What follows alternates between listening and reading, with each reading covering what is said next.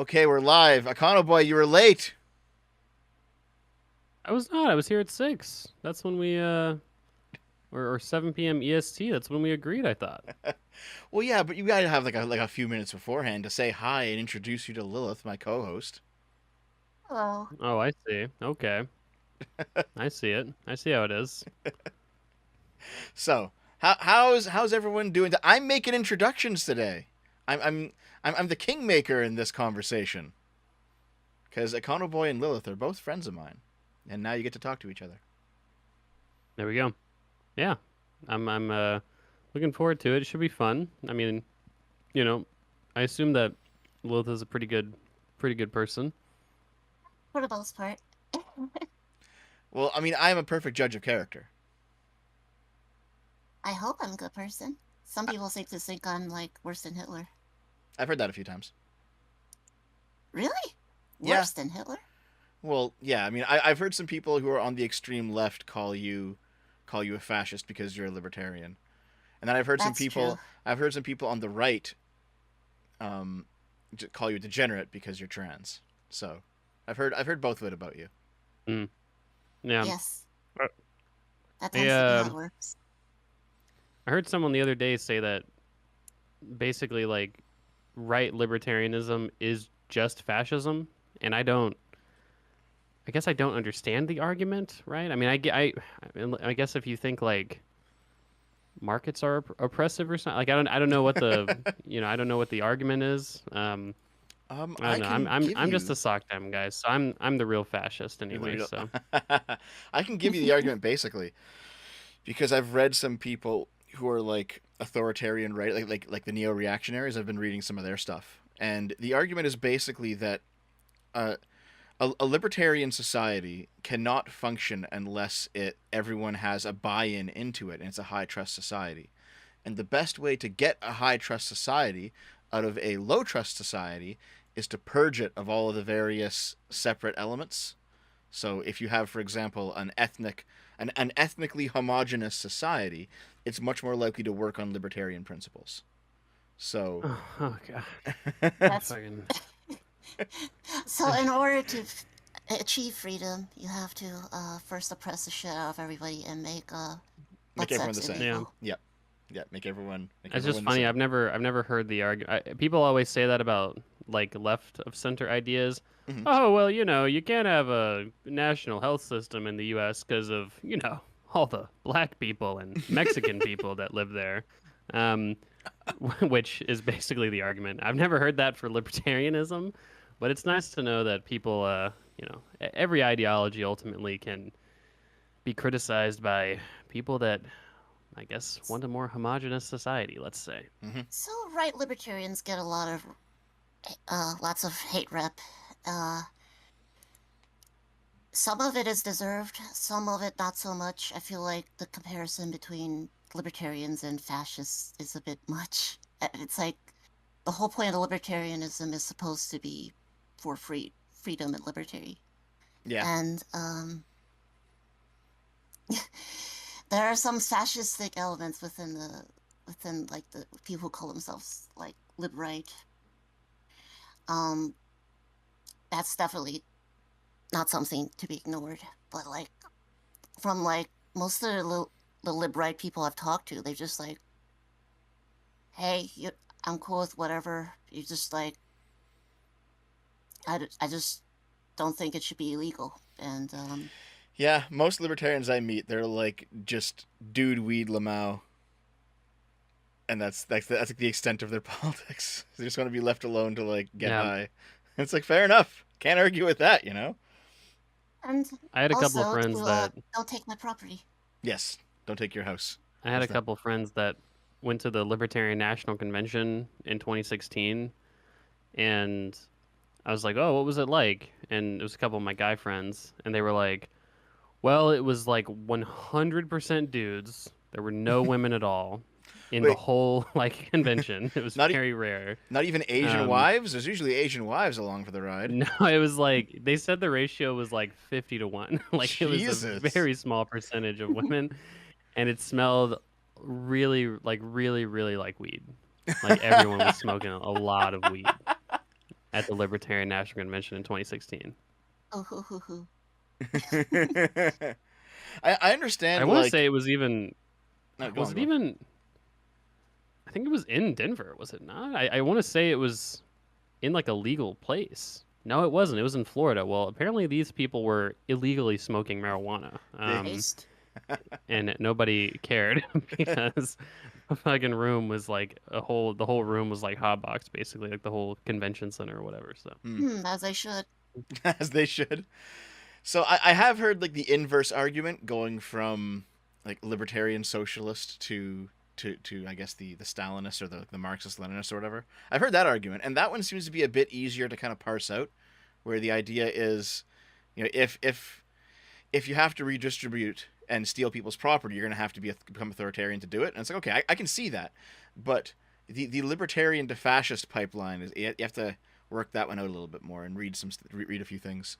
But having read some of these crazies on the right, it feels like everyone who's not a liberal right now is just insane. yeah, I mean, I guess so. I mean, people, I guess rightly to some extent call me a liberal because I'm a left capitalist. You know, I still think capitalism is a decent enough mode of production, but you know, I'm not a, you know, I don't think we should kick all immigrants out of the country and stuff, right? You know, I'm pretty much a standard Democrat. So it seems that way sometimes.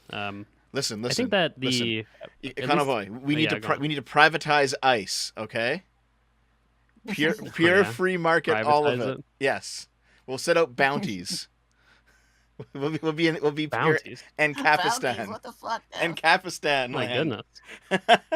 No, that'd be a terrible idea. I mean, you know, I don't know. It seems like, from my perspective as a Democrat, it seems like the Republican Party, and I've seen a couple of studies that have backed this up, that the Republican Party has gone like farther to the right than the Democratic Party has gone to the left. I can see that. And it feels that way on the ground as well. And it doesn't really seem like socialists are getting a lot of electoral success in general, right? So, Yeah. you know, it seems like the socialists, the online socialists and Marxists are still pretty well segregated to Twitter Spaces, whereas, you know, there's people like Marjorie Taylor Greene and, you know, Lauren Boebert who are actually winning, Yeah. you know, winning elections. So The a little bit different. the populists on the right seem to have won their takeover of the GOP. Meanwhile, like the Bernie Bros kind of failed at their populist takeover of the Democrats. So I know what you Oh, mean. definitely. And even like Yeah. like AOC was a lot more extreme 5 years ago than she was today. You know, like she's like moderated a lot, I think, because just there's a general Yeah. unpalatability regarding socialist ideas for regular people. Yeah, I mean, I think that 2020 was a wake-up call for a lot of the squad, because 2020 was, I mean, you know, like 2018, sure. I think 2018 could be characterized.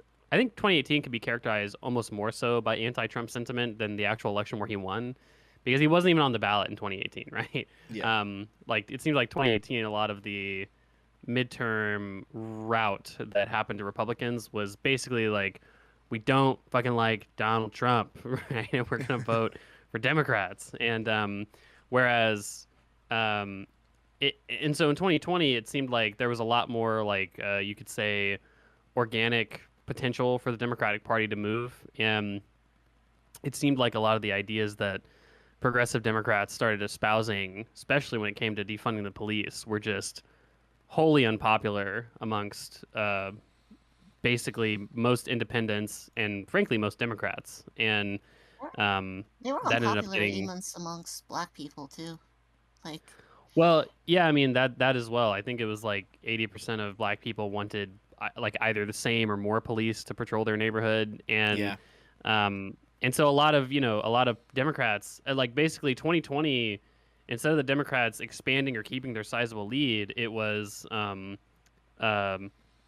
but, you know, they ended up shrinking. I believe that the Democrats ended up having a smaller margin after 2020 than in 2018, and so, I mean, yeah, those ideas just seemed to really Well, for basically be 2020, they had Trump. liabilities.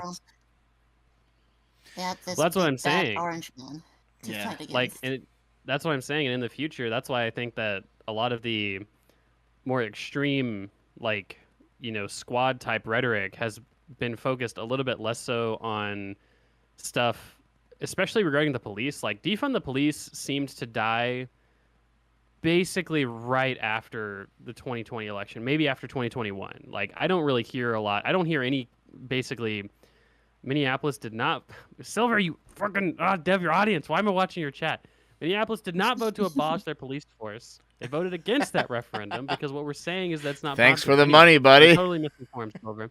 Yeah, thanks for wasting your $2. You friggin' Anyway, the point is, what I was trying to get at is that I don't think a lot of that rhetoric has survived 2022. I don't see a lot of Democrats campaigning on it. It seems like Democrats now they're campaigning on like, abortion rights and basic economic issues, right? Inflation and stuff. And yeah. I think that's Yeah. yeah, and I think that's partly emblematic of the failures of super duper far left. I don't even want to call defunding the police far left. Like, I guess I don't know if that's necessarily a left or a right thing, but like, because a lot of libertarians would argue for defunding the police, right? Like have private police or whatever. But it's just like that more radical idea of defunding the police or getting rid of the police force. Just that stuff like that just doesn't seem to, that doesn't seem to jive with current mainstream sort of Democratic voters. So Yeah.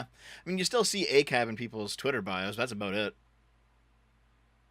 yeah, but again, that's what I'm saying. Like a lot of these ideas with regards to like left of center, the city council didn't vote to abolish the police, Silver. They voted for the fucking referendum to go forward, and the people voted it down. So you're wrong. Thanks for another $2 to Dev. I didn't get any of that. Goodness, keep donating money to say things that are wrong, Silver. But anyway, no, I don't think it was. I don't think that kind of stuff was, was particularly popular. That was kind of my whole point. Is that it seems like a lot of these more radical, sort of fringe left of center ideas are kind of segregated to Twitter, and it doesn't seem like most mainstream Democrats are adopting them. Whereas, you do see a lot of mainstream Republicans adopting, the 2020 election was stolen and fraudulent, or you see like mainstream Republicans accusing like Joe Biden of being like a pedophile and stuff like that. Just like really conspiratorial shit. I mean, honestly, Yeah. I have a feeling that Joe Biden might be suffering from some early dementia. I do think that might be the case. But pedophile, I haven't heard pedophile. Is that the new lore? Well, I think Joe Biden's been accused of being a pedophile for a while because of like he's really old, and he also there's photos of him like the hair sniffing. That's right. Yeah, the hair Sniffing stuff and stuff children. like that, and like weird, yes, pedophile, no, is kind of where I'm at on that, and that seems pretty reasonable. Yeah, it's like a Yeah. it's like a 1950s A lot of- thing. Yeah. Yeah, and a lot of Republicans are adopting, or at least trying to adopt the talking points of Democrats are groomers. They're groomers because they want to teach sex ed to like elementary school kids or whatever, right?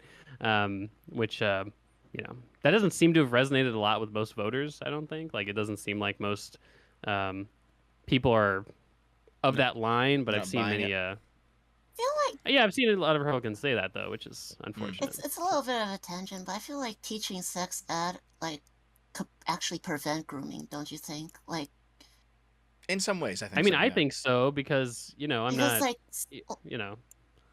Because people think. I was gonna say when people think like sex ed to when people think teaching sex ed to a first grader, they think I feel like they're imagining like we're showing yes, them kid, porn today and today we're gonna watch porn. We're gonna pull up browsers.com and start watching it. We bought a premium account just for this purpose. Like, no, that's not at all we're what's watching happening. HD and 3D. Yeah, We're like you put on our scale 3D glasses, children. Yeah, you scale the sex ed to the age of the person, right? So like Yeah. a first grader is probably just gonna learn like this is what a penis and a vagina is. This is what they do.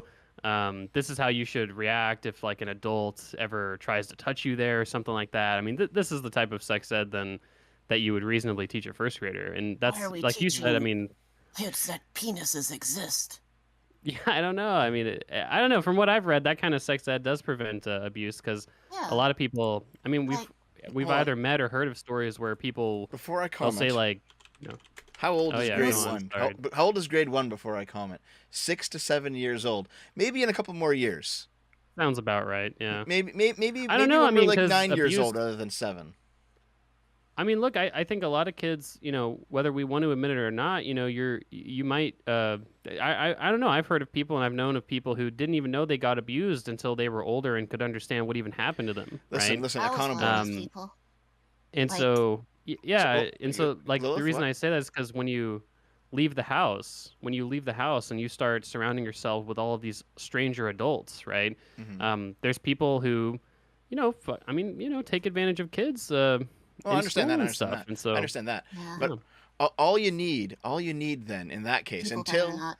in, Yeah. until they're like a little bit older, all you need is that Sonic Says clip where he says, "If you're touched by someone you don't like, you just have to tell somebody about it." That's all. You just play that clip. Yeah, I mean that's Yeah. kind of what I'm describing, If until somebody you're older, touches you in a basically. way you don't like, that's no good. No good.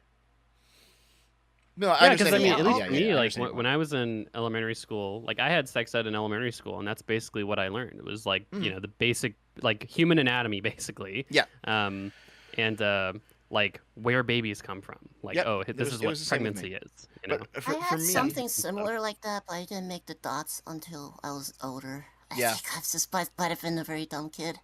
I mean, Yeah, I had that and in I grade and I and I five. went to elementary school in a southern state, by But the way. So I mean, wasn't exactly Well, I didn't actually, go to it wasn't fucking the People's Republic of fucking California or anything like that. I mean, it's just well, fucking southern I state was where I Econoboy, that learned this one. stuff.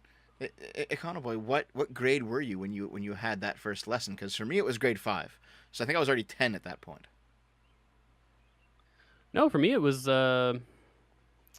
it was a long time ago. I mean, it was first or second grade. Okay. Yeah, it was Well, very early. maybe the situation is we both value when we had it because we believe looking back that we were the proper age to have it when we did. I guess. I mean, I think I don't know. I just think that in hindsight, like, I was when was I? I was it was about 18 or 19 years ago when I was 6 or 7, right? So not, You age not an doxing old yourself? man or anything like that. Yeah, I guess so. And the point is just to say that, I don't. I think most people, if they were to learn basic human anatomy and like what pregnancy is when they were 6 or 7, and they grow up to be 18 or 19, I don't think most people would look back on that and be like, man, that was fucking crazy that I learned that. Like that's Yeah. insane. Like You, I you, don't, you know what I mean? Like I don't know. if you're Kids not aren't, if you're not you know. talking about It's your like the private parts, and you shouldn't let anybody touch it. yeah, Yeah. like if you're I not mean, that's talking there about you the go. pleasure of it or like the social implications or like showing some degenerate shit, yeah, you're probably pretty much right, I think. Yeah. I mean, that's all. That's all that. I don't know. As far as I mean, maybe people can link examples, but like, as far as I'm aware, like the type of sex ed that is taught to elementary school kids is pretty much just that. Like, I don't Okay, think so elementary school kids learn here's anything much more in depth than that. so whenever I talk to you, I always go on crazy tangents. So that's here. Okay, just real quickly. This is a point that I've made on multiple videos now, and also with you, Lilith, before. The problem Yes. All right. with the whole libs of TikTok grooming thing is that libs of TikTok Okay. can actually sometimes present people who are doing bad things, and they have. But the issue is when you shine a spotlight on, say, the worst of humanity, your audience assumes that that's normal and not the exception.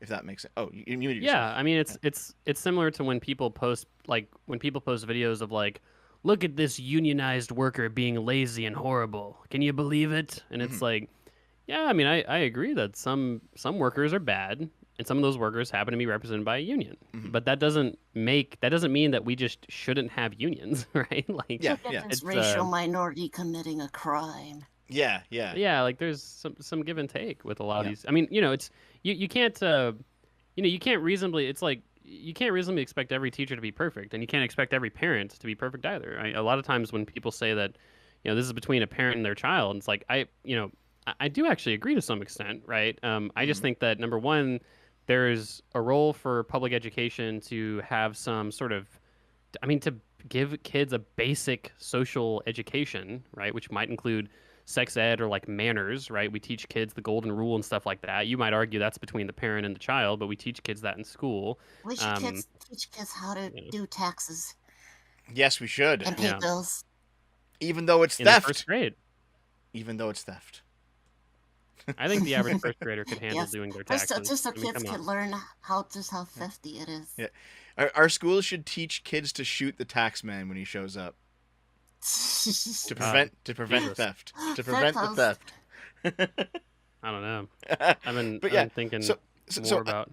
Yeah, go on, Dev.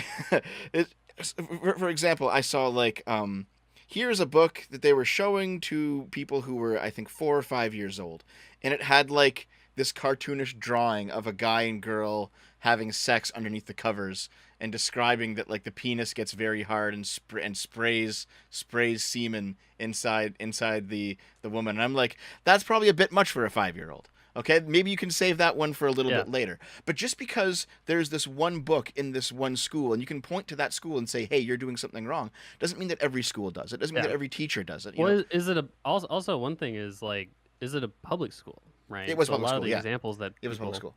It's all, yeah, a lot of the examples people point to are from private schools, right? So I don't know about this school that you're talking about, but like, yeah, I mean, in scenarios where you're graphically depicting sex to kids, I mean, I think that this is an area where most Democrats would say, yeah, I mean, that's weird, you know.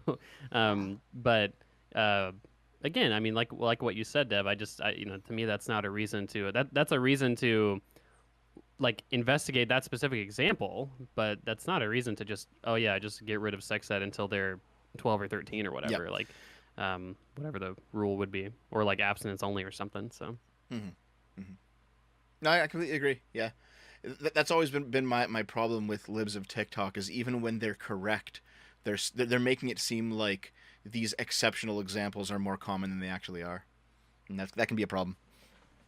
But that's the problem with like everything. To do on both sides. Yeah, right? yeah, exactly. Yeah, Yeah. I mean, you can look at, for instance, when I didn't tweet about it much, but like when the Tennessee Republicans they proposed, what was it? It was some proposal regarding the ability to marry people under the age of 18, like to marry children, basically, with the parents' permission. Was it like And 16 or was it like 5? Like, what are we talking about here?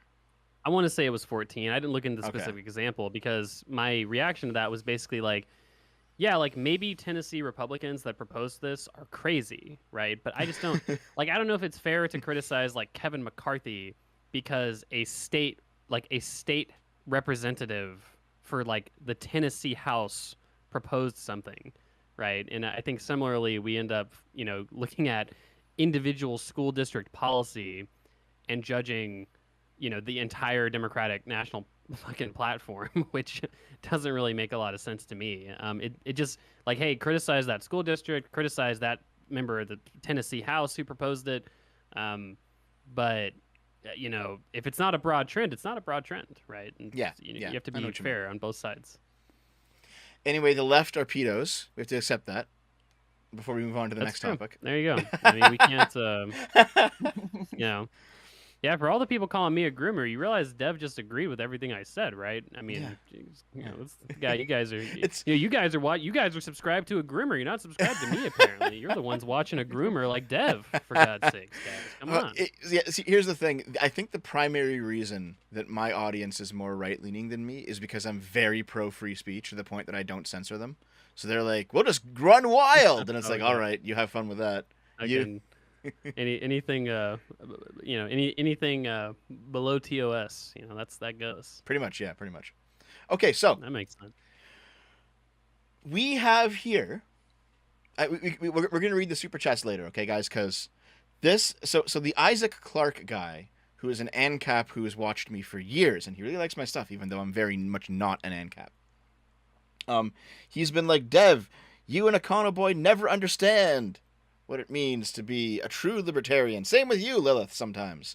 So we're going to watch this video that was sent to us called The Intro to Anarcho-Capitalism. I don't know what... The intro. Yeah. And actually, here's the thing. The last time Yeah. that we got together at Econoboi, we were supposed to talk about, Austrian economics, free marketeer economics. I wanted to get some of your takes on it. We didn't have much time for it. Maybe you'll be able to critique some of this stuff in a way that we couldn't, because I only took intro to econ in university. So That's all you need. Oh, really? Oh, also, I don't remember any of it. Yeah. I don't remember That's anything fine. from That's my the same first with year of most people. university. I don't remember shit. All right. I only agree to watch this video if we do it on 1.5 speed. Oh, because it's so long? Refuse to watch it on regular speed. All right, let's see. Can I Well, turn... it's long and also probably boring. Oh, really? Do you think so? I mean, Do you know it's a who video this about teacher is? anarcho-capitalism, so Do you find them to be like a boring philosophy? I just don't. I don't. Yeah. I'll just say yeah. Just say yeah. I was trying to come up with something, but yeah. I mean, most videos explaining like schools of thought or philosophy are boring. To be fair, like most people like it's not very interesting for most people. No, fair enough. So- Fair enough.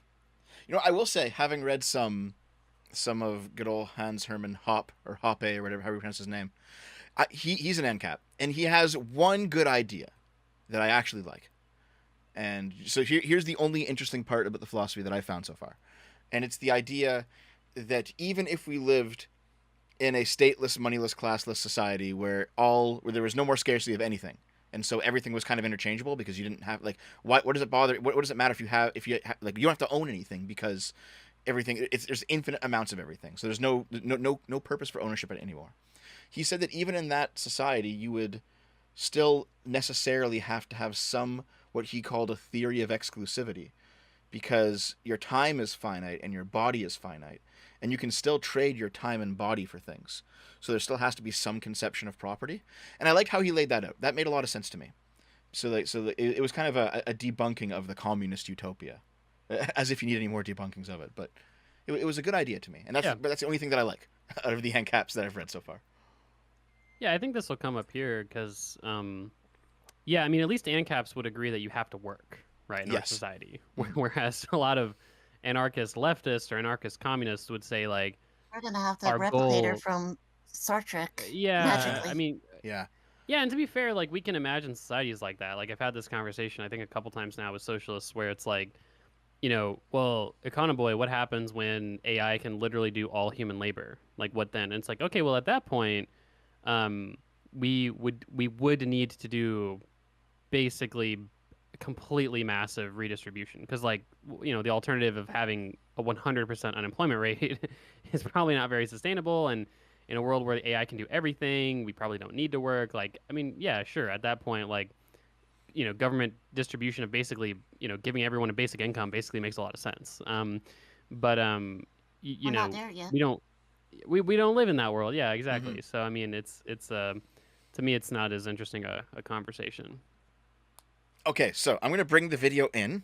Will this button work? All right, let's do it. This button works. Okay. This is on Is it on one point? W2G. It is. Hey, there's one point. Maybe I have to, like, hold on. I'm gonna play it just a little bit. Really? Yeah, it works for me. Okay. Wait, reason? Oh, hey Killian. Wait, how did you get here? Well, I was in my space Oh, station, and while I God. was in my lab, the particle accelerator switched on, and a rift in space and time opened up, and long story short, I'm here. Oh, I think that might have been me. Sorry, that happens sometimes when I portal somewhere. They hate me at CERN. Hey, no problem. So what are you up to? Well, I was trying to think of something to do, so out of boredom I decided to... I can see why you God, wanted. Trying to wanted do with that gravity. speed. There's a lot less I can wind. see why you wanted it. Jesus.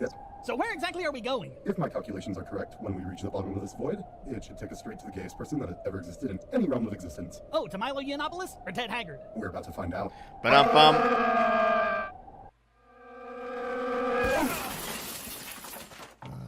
Oh, this is Dabberton's house. That's so cool, right? Nah, I come in here all the time. I break in every week or so and stock up on stuff. Hey, it's not like there's a 7-Eleven in deep recognize it. space. Doesn't he notice? He just thinks it's mice. Okay, hold on. Let me just adjust the portal. Ah, fucking mice again. What the fuck?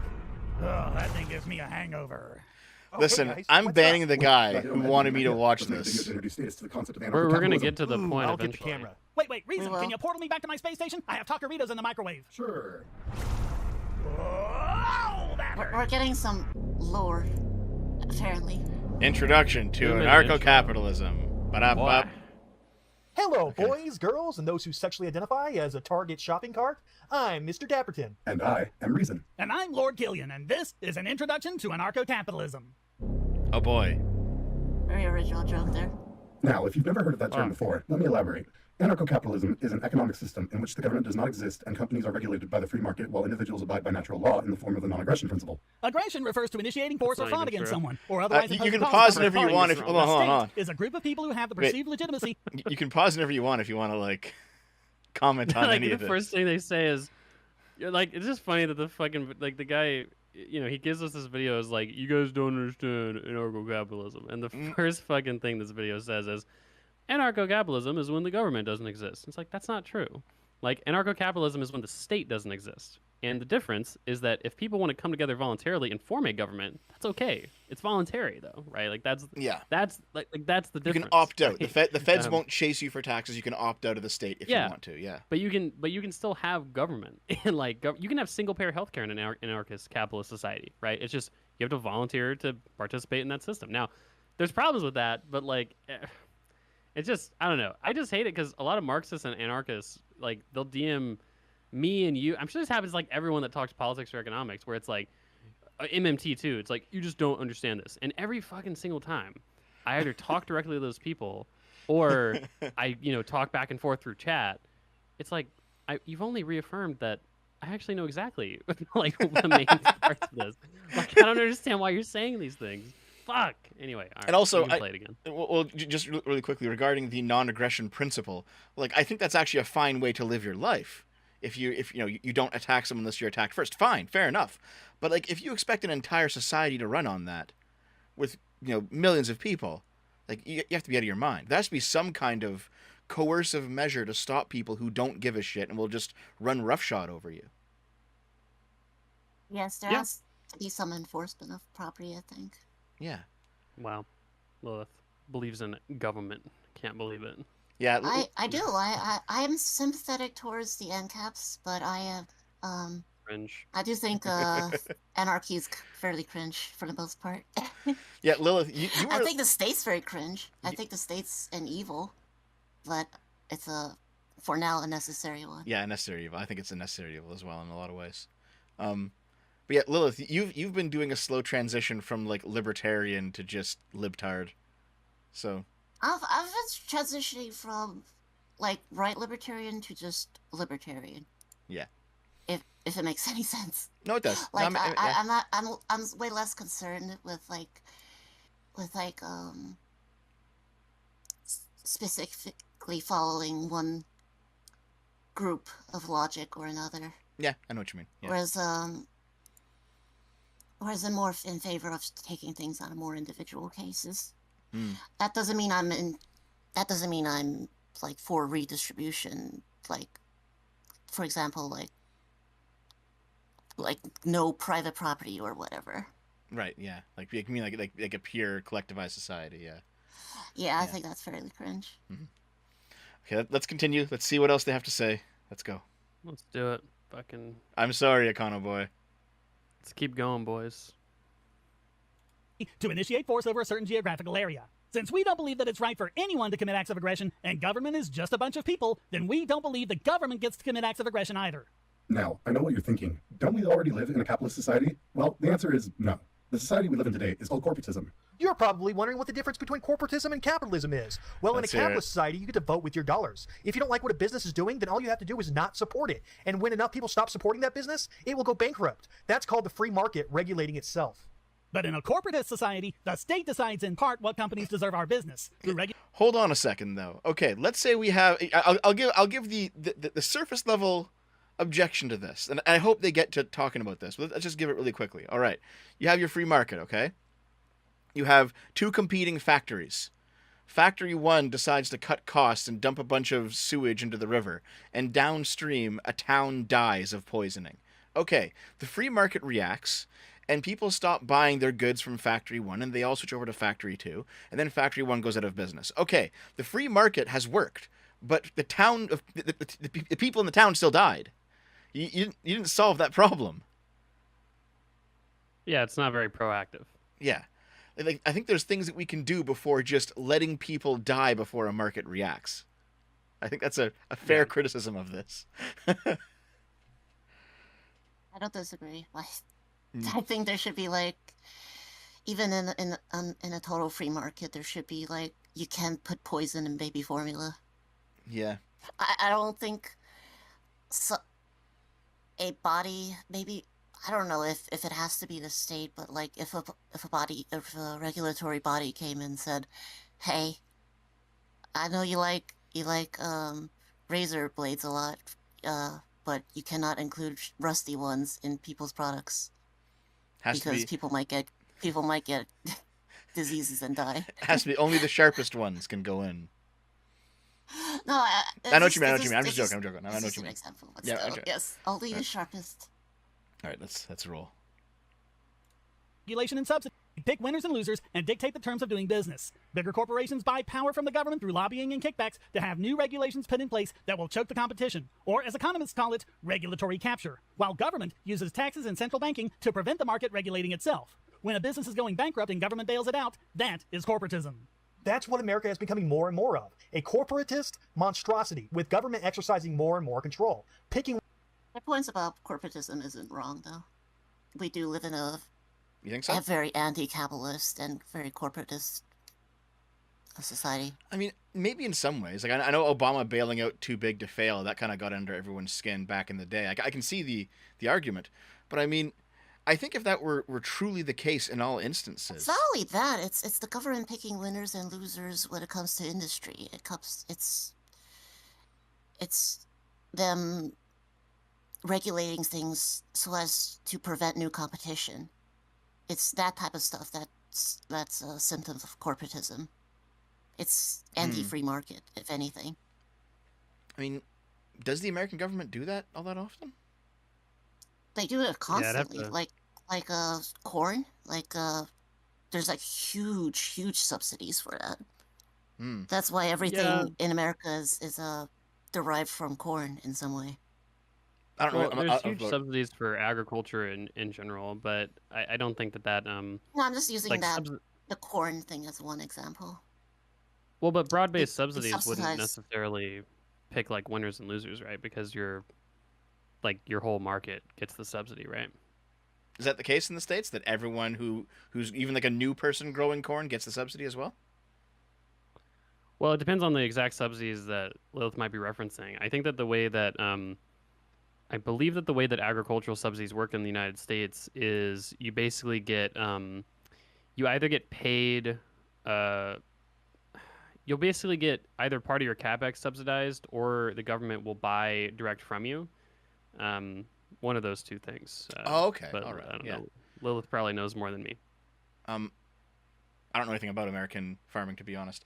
But my objection to this point comes in the form, though, of if it were the case that it was all just, if in every case it was big business and big government kind of shaking hands and making deals, it kind of seems like why is it that pipeline projects are failing? Because big oil wants that shit to go, but it seems like the electoral will is not there, you know, like. I don't know if I'm saying this correctly. It's something like oil pipelines are very electorally unpopular. And yet I'm sure everyone with money wants them to happen. And nonetheless, pipeline projects are getting canceled. So I think Yeah.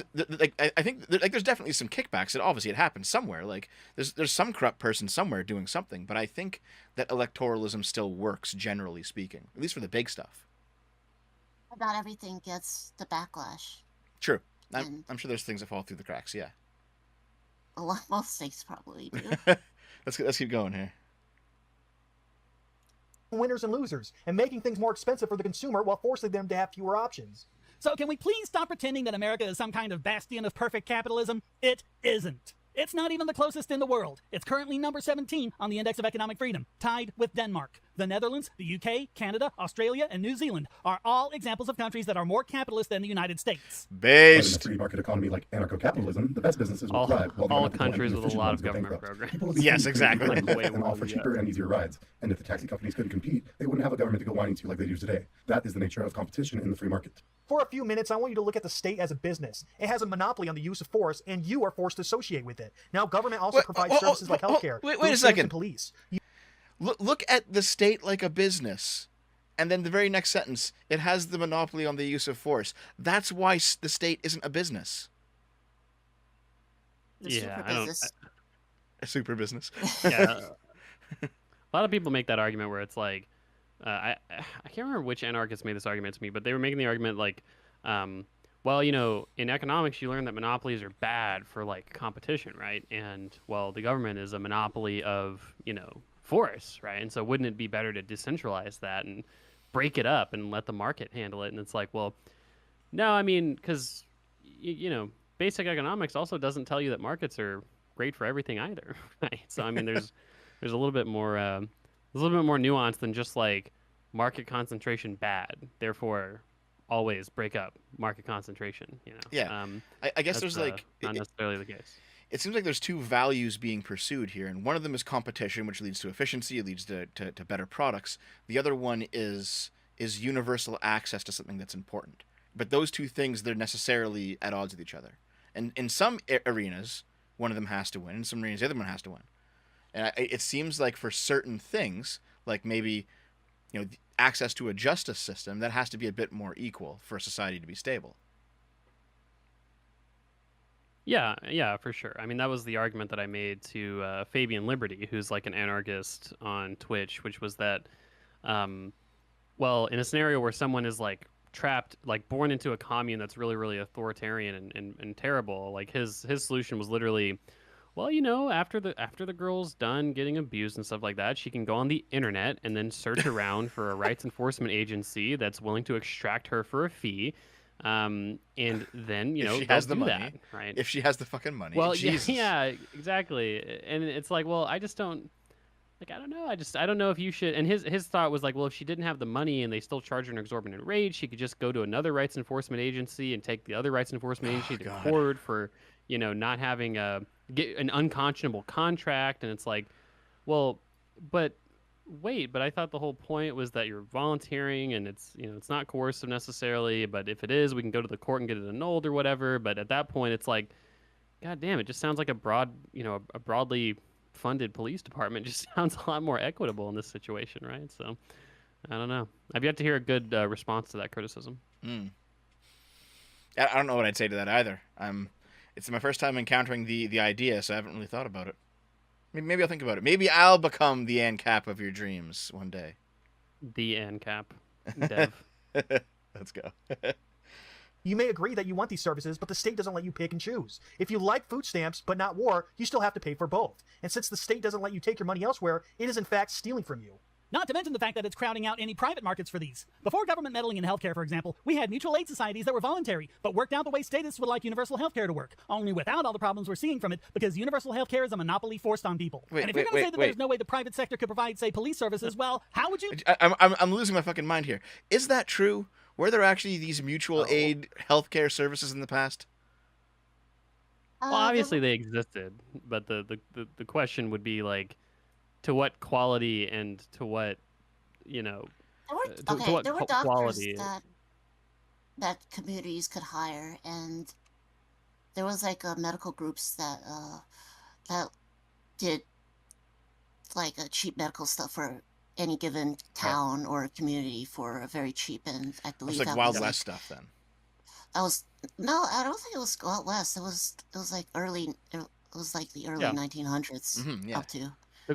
The question is just to what quality were those services provided and to what scale, right? So that's the big argument that, again, I haven't heard a great response to, which was that, I mean, it seemed like From what I've introducing heard, the quality basic was welfare. fairly good, and the price was very cheap. Well, for the time. Well, I'm though. sure it was cheap, obviously, back in the day. But my only point would just be that it seems like introducing some basic welfare into the system, like Social Security, Medicare, Medicaid, stuff like that, resulted in real terms differences in people's access to these resources, or like access to a basic quality of life in the case of Social Security. And if it was the case that, oh, well, back in the day we had these this mutualist understanding and we all took care of each other, it's like, well, why did Social Security decrease elderly poverty then? It should have had no effect if that was the case, right? If people were really just taking care of all of our grandparents already, right? Why was it Why is it real terms of difference in access to healthcare when you institute things like Medicare and Medicaid programs? Well, it's obviously because the free market just wasn't taking care of that. Well, I use the example of homeless veterans. The free market is free at any time to end veteran homelessness, but it doesn't, right? So, I just, I don't know. To me, Yeah. you need some. The argument for welfare is scale. It's not like, to me, the more rational argument is scale. Less so like, should we have any welfare at all? For me. There's like, okay, I'm not as well versed in economics as you are, Econoboi, but I can explain this. Clearly. Clearly, there's an idea that a free market functions if the people who are doing the buying have pretty good information about what they want and what products they're looking at. But the average person knows nothing about healthcare. They don't know what disease they might have. They don't know what the treatment is for it. They have to rely on the opinion of the doctor. And so there's no reason why, in a free market, a snake oil salesman couldn't show up with his cart and sell you a bunch of snake oil and be like, "This will cure it." Of course it will. And then by the time you realize that, 6 weeks later, when you're dying of cancer, he's down the road with your money. Because the free market doesn't function in that case because you don't have enough knowledge to know what you're buying. Well, it's not just knowledge. There's also like kind of like what you said in the first place, which was that there's a time delay in determining the quality of the product with regards to healthcare, right? So if someone prescribes you something and it takes 10 weeks to take effect, you have no idea for that amount of time if this person has screwed you over, if it's the best drug ever. You don't know what the side effects necessarily are. I mean, how many drugs are there like that? Like most of them, right? Most drugs are not like instant acting, right? And so there's that time delay that exists that, like you said, your doctor could be 2 states away by the time that happens. Now, the anarchist argument to this would just be that, well, you wouldn't get a prescription from like a new totally unestablished doctor or whatever that is, but it's like, okay, well, without a central authority to like certify doctors, you're either in a scenario where you're transitively allowed to gatekeep medical care because you don't trust anybody who's a new doctor, or you have to go purely off of references, which you're going to have to trust someone to get that reference. And at the end of the day, you could still be screwed, right? Whereas at least if I go into a hospital today, I'm not really worried that doctor is trying actively to screw me over and is bad at their job. Like, at the very least, I know, like, hey, they went to medical school, they went to DO school, nursing school, whatever it is, and the pills they're prescribing me are within reason useful for this disease. Not that corruption in healthcare doesn't happen, not that kickbacks aren't a real thing. To be fair here, Econoboi, there's the whole opiate crisis happening in the States right now that might throw a wrench into that idea. There's a bunch of people who got prescribed opiates, and now they're like just fucked for life. Well, that was another example of a problem with the market, though. Like the profit motive to prescribe this medicine caused that problem, right? And so, I don't know if a totally free market. Well, I say free market, but a totally free of regulation market for opiates and opioids. I mean, imagine if we had no regulation or gatekeeping at all on the production and consumption of opioids, right? Imagine how bad the opioid crisis would have been in that regard. That's the society that these guys are advocating for. I feel like, if anything, there's a bit too much regulations in terms of opiates right now, though. How come? In terms of oh man, in terms of like patents, in terms of like patents. Okay. Like for example, insulins could have been made like 100 years ago, and now only I think one company gets to make it. No, I mean, insulin's an example where the patent actually expired. Insulin, there's no closed patent on insulin. The basic patent for insulin has been available for, I want to say, decades at this point. It's just that what's happening is that the free market, arguably to some extent because of patent law, is investing a ton of money into producing new kinds of insulin that are faster acting, or don't, they're either faster acting or they require less pills per week or whatever it is, or whatever injections, however you end up in taking your insulin. And people prefer those. So Okay. Patents have their problems, but it's just, the only point to point that out is just to say that there are free market solutions that would make healthcare better, and there's government solutions that would make healthcare better, and they're not necessarily mutually exclusive. But the society that the AnCapps argue for, which is completely and totally free market, I mean, again, markets aren't necessarily free in the sense that you can have market failures, right? And absent that external force to correct failing markets, you just end up with markets free of regulation, truly, and that can be quite detrimental to many people that have to suffer those markets. Okay. I feel So, like, oh, go on. No, go on. Go on. well, you still have to, like, ah, gosh, sorry. I No, got it's your okay. ass, Lilith. Mind blank. Take the L. This is not a debate. Actually, here's the I'm thing, just kidding. because I'm not. It's okay, Liz. It's okay. I'm also curious about this because I don't know much about this. So this is less me challenging you and I'm coming for your scalp. I actually just want to know some things about this. I hear a lot about how it is government regulation in the United States that, for example, prevents Americans from buying drugs from Canada where they're cheaper, for example, or how it can be patents. And then as soon as you can have patents on certain drugs that drive the price up, and now suddenly people are paying out the ass for drugs that are quite cheap here in Canada. So that seems like it is a problem with regulation. Yeah. I mean, they're like, I talked to, if anyone, I'm sure there's people in your chat that are familiar with Larry Sharp, who's a pretty well-known national libertarian figure. I'm sure Lilith is familiar, and he's currently running for governor in New York. And I actually had a debate/discussion with him in the right as he announced actually his governor's campaign, which was a great experience. And what we came to an agreement on was that there are some free market solutions that would make healthcare better. So, for instance, at least in America, like you said, allowing Americans to import drugs from abroad probably makes a lot of sense with many, many different countries. Like we probably would agree that like the EU and the UK and Canada are producing, quality drugs. Like I don't think there's any huge chicanery going on with their drug production process in those countries. So allowing us to import from them makes a lot of sense. Or like, for instance, the biggest example that nobody really agrees with, right? Like conservatives, liberals, it just seems like the AMA gets involved is the fact that there's literally a cap on the amount of, I believe it's nurses certificates and residencies that you can give out every year. So there's Really? literally a cap on the number Is this of in the United States? trained medical.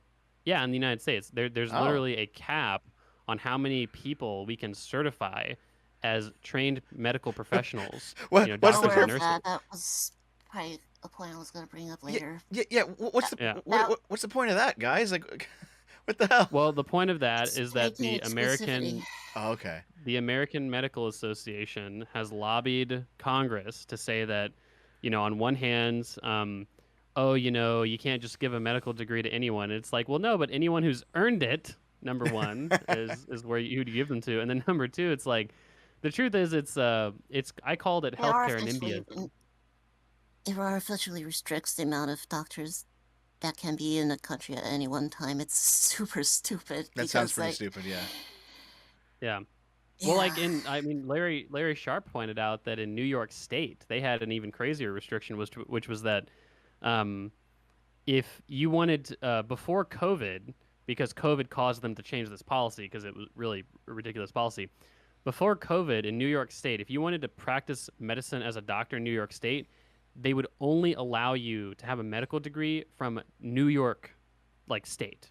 So if you studied Jesus. medical school in like, if you went to the Mayo Clinic to study medicine in Minnesota, and got your medical degree or whatever from there, you were not allowed to practice medicine in New York State until COVID hit. And I think similarly on a national scale, another free market solution would be that similar to drugs, like, if you were a doctor that was trained in Sweden, the UK, Canada, like probably a couple dozen countries, and you want to move to America, you shouldn't have to redo your residency. If you were trained as a doctor in the UK and you've been a doctor for 20 years and then you move to America, you have to redo your residency, which is like the most ridiculous fucking thing. This doctor who's 55 years old has to redo his residency. I mean, that's That's ridiculous. I assume that we trust the British that they are training their doctors properly. So, so that's another thing where it doesn't, that the free market solutions exist for healthcare. It's just that, the anarchists that would say that, well, the only solutions to the healthcare market are free market based. It's like, well, no, it's not true, right? There's a middle ground here that's actually the most optimal solution. That's usually how it is with a lot of things. Anyway, Econoboi, you're becoming an AnCapp right before our eyes, man. You're morphing. True. Nice. No, I mean the truth is, what I've told people a lot is that Gotta deregulate more. Deregulate more. Well, no, most your basic economics is going to teach you that monopoly can be bad and also markets fail, and sometimes government involvement is good for people, Mm-hmm. So And sometimes it's not, and sometimes it is. It depends on the situation. just depends. It's a very like is the phrase neoclassical? It's a very neoclassical view of things. It depends. I think that pretty much any economic school of thought is going to tell you it depends a lot. That's just kind of a favorite amongst Okay, fair enough. most economics people are going to tell you. I would say that there's an exception with socialists. They seem to be very dogmatic in the way that they kind of present their econ. But yeah, I think you're right. Otherwise, Well, yeah, that's true. That's the Austrians and obviously, the like, Marxism Chicagans as a- and the neoclassicals Yeah. and the Keynesians. They're all kind of like that. Yeah, the economic schools of thought that are like actually taught. Those are the ones that because you learn about, like, if you learn about Marxism in economics education, it's not in any of your basic courses. You probably took an elective on like Marxist economics, right? Yeah. To be And fair, that's great. I mean, offer the elective, but it's not a mainstream school of thought. all of the Marxism I learned was in philosophy, not in economics. So Yeah, that's definitely true. Yeah, I mean, obviously, people argue whether or not Marx even was an economist. People will say, like, he wasn't an economist, he was a philosopher, and it's like, I don't, like, whatever, I don't really care about that. But all your basic economics is going to be you're not going to learn Marxism in your principles of macroeconomics course. Right, yeah. So Yeah. Let's continue with this garbage. Let's go. Let's roll. let's keep going. Fucking get through it. Hey, you're being too You mean, know. Chuck. To try. The state steals from you by Sorry. denying cheaper and better alternatives the market might create in its absence. The state steals from everyone. If you don't think they're stealing from you, then don't pay your taxes and see what happens. First, you'll receive notices from the state telling you to pay your taxes. If you continue not to pay, Here we go. they will take you and kidnap you and throw you in a cage, seize your property, and if you resist, they can kill you. Don't believe me? Look up a guy named Eric Garner. Now, I don't know about you, but that sounds a lot like theft and extortion by a criminal mob to me. The government is just one big gangbang, and we have to pay protection money to them, or they can kidnap you, steal from you, hold you for ransom, and kill you if you resist. Think about any time you have to deal with bureaucrats, whether it's the DMV or the Social Security office or paying a ticket at the courthouse or whatever. How easy or convenient do they make it for you? You have to fill out Form FS16-1982-J or whatever, instead of, say, simply going to a website like you do when you pay your credit card bill or do anything else in the market. With a free market, there's competition, so they have to make it easier for you because you can always leave. With government, you don't have a choice. By the way, have you ever Okay, so that sounds like he had a bad time at the DMV, and fair enough. I can sympathize. I don't know what's like in the States, but in Canada, you can do things online like that, and it's pretty simple. The broader point, though, is taxation. Way inefficient in places more than a DMV, though. Okay, fair enough. The broader point, though, is the whole taxes is theft, and you're coercing me into interacting with the government when I don't want to. That's like the philosophical point behind all of this. And it seems like the problem with this view isn't that they're wrong, in my opinion, because they're correct. They absolutely are correct. Taxation is theft. There's no way around that. And no, it's true, Econoboi. You can't deny, because they're taking money from you, and you're not giving your consent. So it's the truth. So taxation is theft. You are, though. And You are, though. and you also Tell do me have what to. the paper I sign. You do have to.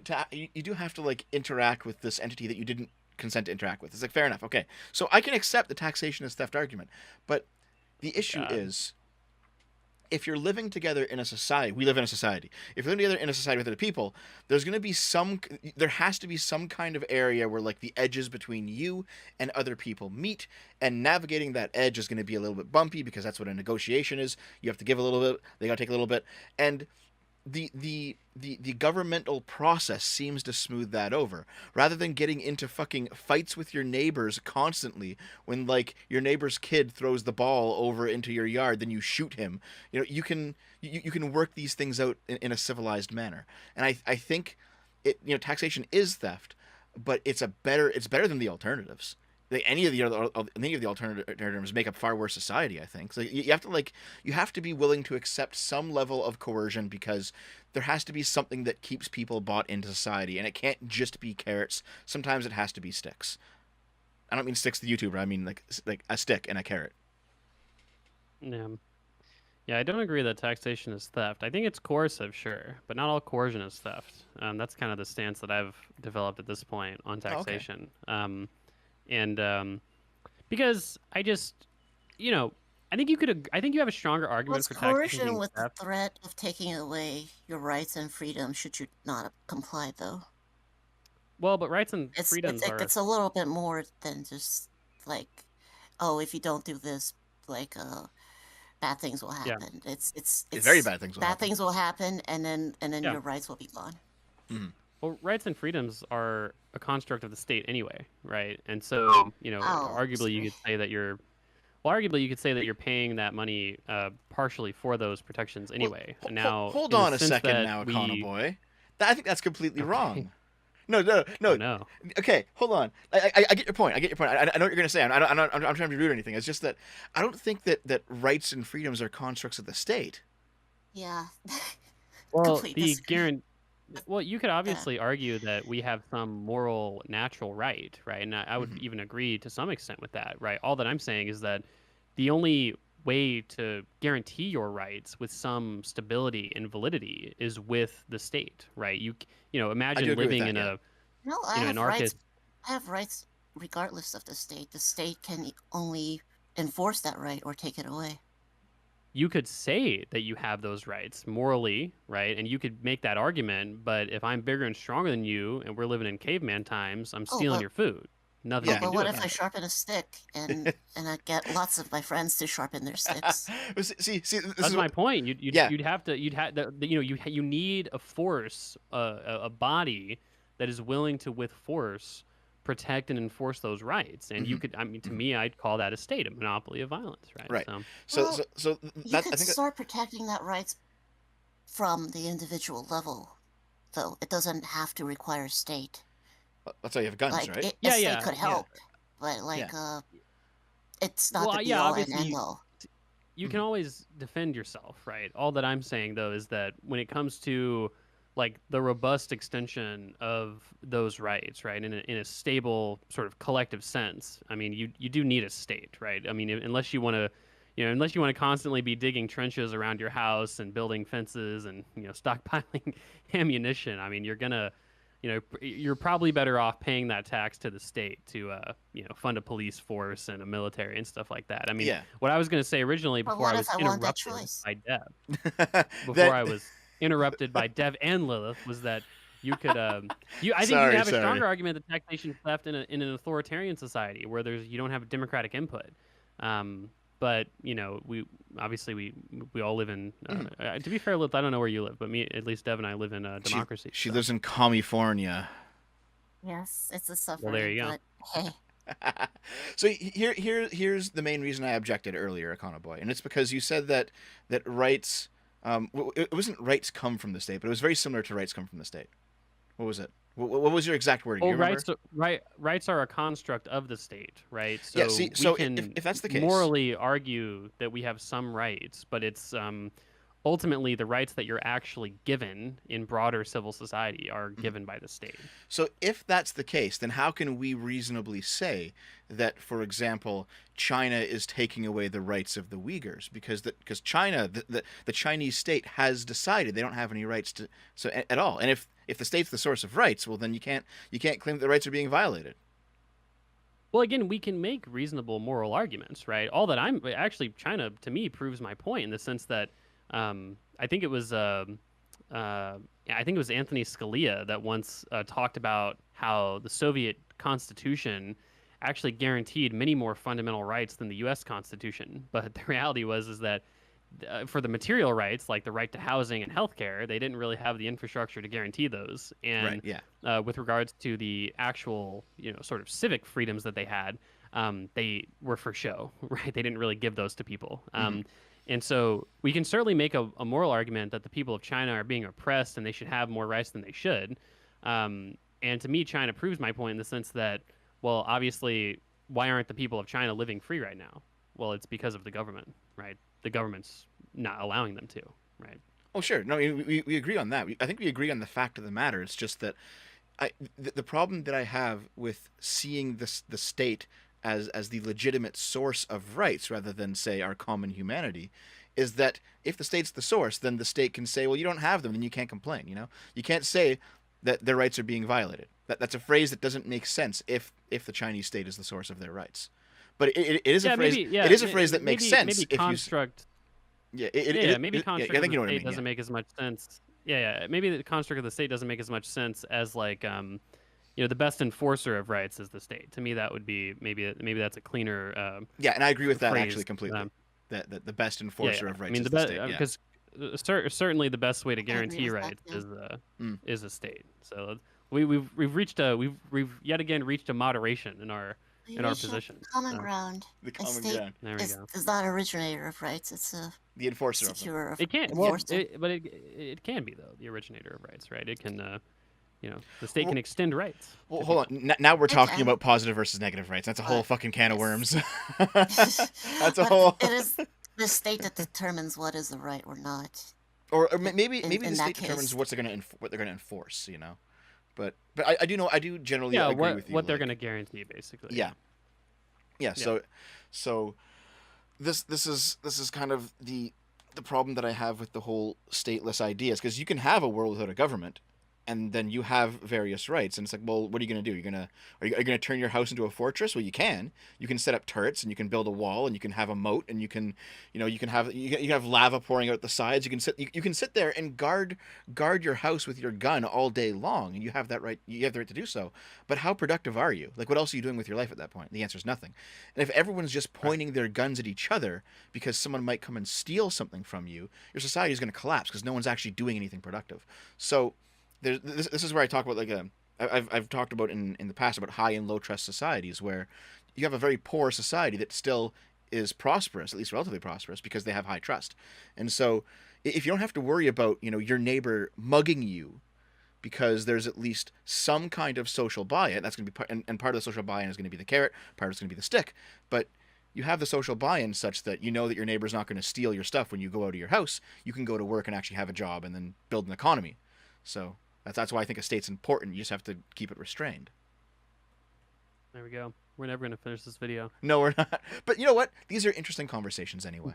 You know what? I'm Go on having fun. tangents here. Yeah, I'm having fun. I'm having fun talking to you two. You're both my friend, and that's the most important part. Yay. Let's keep going, I guess. Keep Let's it going. Let's do it. Keep it going. Notice that when you do, that there's no good place to park because all the good spaces are reserved for bureaucrats, judges, clerks, supervisors, or whatever. When was the last time you saw Walmart do that? Walmart tells their people to park in faraway spots and leave the prime spots for customers. Because if they don't, you might go to Target or somewhere else. But again, the courthouse or the DMV or Social Security office doesn't have to worry about that. That's why it's such a bear doing something simple like renewing your driver's license. You have to fill out a bunch of forms, take them to different places, go to a special place to take your picture, and wait for it to show up in the mail. If that were done by a free market company, Is it you that could do all bad? online or with a smartphone app. In the Just States? log in, pay with your credit card, take your picture, and then they'll give you a tracking number so you know when to expect it. If Amazon were in charge of it, that's how it would happen, because they have to worry about competition, but your state bureaucrats don't. Right. Now, you may be wondering how anarcho-capitalism will work without government enforcing laws. Well, it's quite simple, actually. Libertarians base their ideals off a philosophical understanding derived from first principles called the non-aggression principle. The non-aggression principle, or NAP, in the simplest terms, states that the initiation of force is not logically justified, and in doing so, those who are having force initiated against them... I think we went over this have the right earlier. use I want to see what they people do or with force it. correct for this act of aggression. Rights exist in a negative context, as they are passive and require no initiation of force to protect, and can only be taken away from an individual through an initiation of force. You may have heard this referred to as natural law, but some people complain that there isn't a law the way there is law of gravity. These people are missing the point. The point of natural law is that it isn't being imposed arbitrarily by other human beings. There is actually a logical basis for it. You can't just make up whatever you want. A lot of times, people will come back with some example or other and want to know how you can determine who is in the wrong using the NAP. They do come up with some cases that are difficult, but there are also cases that will be NAP. difficult in any system. Sorry, it just sounds Just funny. because you come up with a scenario where it's difficult to tell who it was that initiated the force doesn't mean that whoever did so wasn't in the wrong. Problems of investigation are not problems of principle. The NAP is there so that we can determine our rights deontologically, and the whole point of a system of deontological ethics is that arguments for violating them are never as reliable as they first appear. So then what specifically Hol- are human rights hold under on. natural law? I'm about to fucking lose my fucking... Okay. Can you just go back a little bit? How do you go back on this shit? Explaining very basic concept. Just that. No, I get it. I get it. Like, first of all, I hate whenever people bring up the deontological versus consequentialist thing if it's not necessary. But just hold on. Wasn't in the wrong. Problems of investigation are not problems of principle. The map is there so that we can determine our rights deontologically, and the whole point of a system of deontological ethics is that arguments for violating them are never as reliable as they first appear. That is a phrase that he took from somewhere, and I can't pinpoint it. That's not his. The whole point of a deontological system of ethics is that arguments for violating it are never as strong as they first appear. That makes sense on paper, but you get Christians who have sex outside of marriage all the time. Like, I don't think it works like that in reality. But I can't pin where you got that from. I've heard that before. Fuck. It's gonna bother me for a while. Yeah. I think it's from some writer or something. I can't fucking. Okay. Wait. So people are asking for the subtitles. How do you turn the subtitles on? Is there a way to do it? No. Did I just ruin something? On this? I don't know how you turn subtitles on this. I don't think you can on this. That's a shame. Sorry, guys. All right, let's keep going. Wait. Oh no.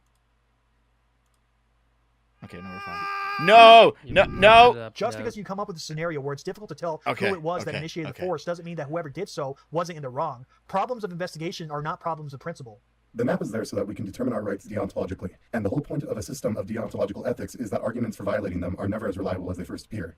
So then what specifically are human rights under natural law? It all begins with self-ownership. You own yourself. You own your time. You own the thoughts in your head, your body, and anything it might do or have done to it, and the fruits of any labor it produces. To deny self-ownership would mean that someone else could legitimately claim this power over you, making you their slave.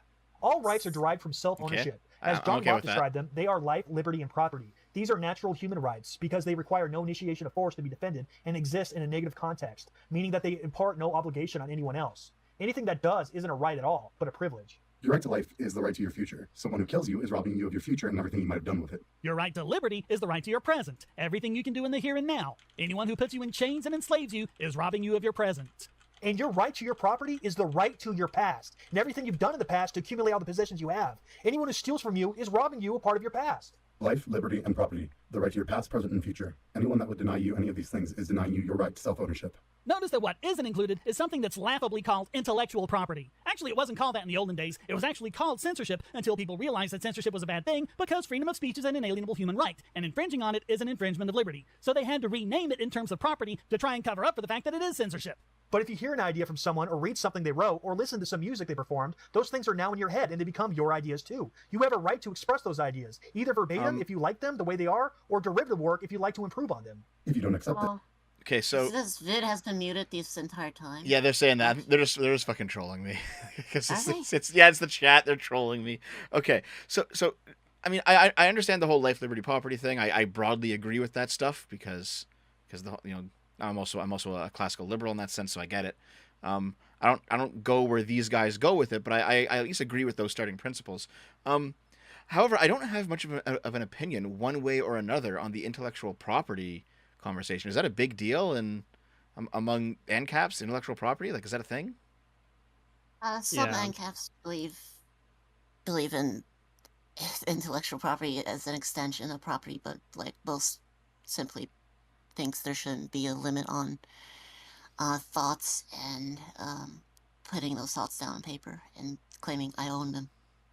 Yeah, or like, well, I think more so just like altering an original work and then marketing it. Like most anarchist capitalists that I've spoken to basically don't believe in the concept of intellectual property. So like if you were to develop a drug, there's like no IP protections associated with that drug. If you were to write a book, there's no IP protections associated with that book in an anarchist society. That seems like it would destroy all creative endeavors. Yeah. Be really dumb and stupid. Yeah. Especially in a world where you can it? copy everything on the internet. I definitely think current copyright laws should be way less restrictive, though. I mean, yeah, maybe, but again, it's right now the copyright laws are a product of Walt Disney Company and, Disney reaching from the grave. All these big lobbyists. I know what you mean. That's another example where we can agree that maybe those laws should be liberalized to some extent, but the argument that they just shouldn't exist at all, it seems pretty destructive. Yeah, It should be deregulated. Oh, entirely? No more copyright law? Is that where you are, Lilith? I said it should be deregulated, not the entire. Maybe not the whole thing. I think some. No, I I think understand. having understand, some yeah. intellectual property is okay, but like, I do let's say feel. let's say I invent a product that can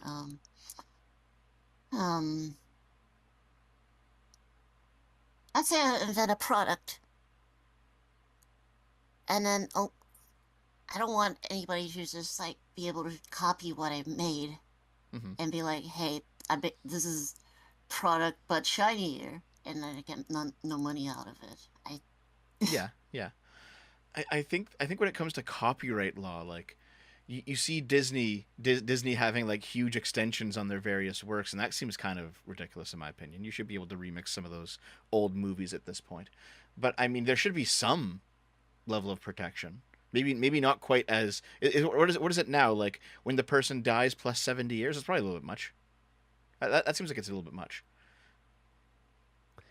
Yeah, I actually some of Disney's originals are coming up for copyright expiration. Like Mickey Mouse, I think, is about to come into public domain, which is like their main Yeah. their main person. So Are they reing yet or?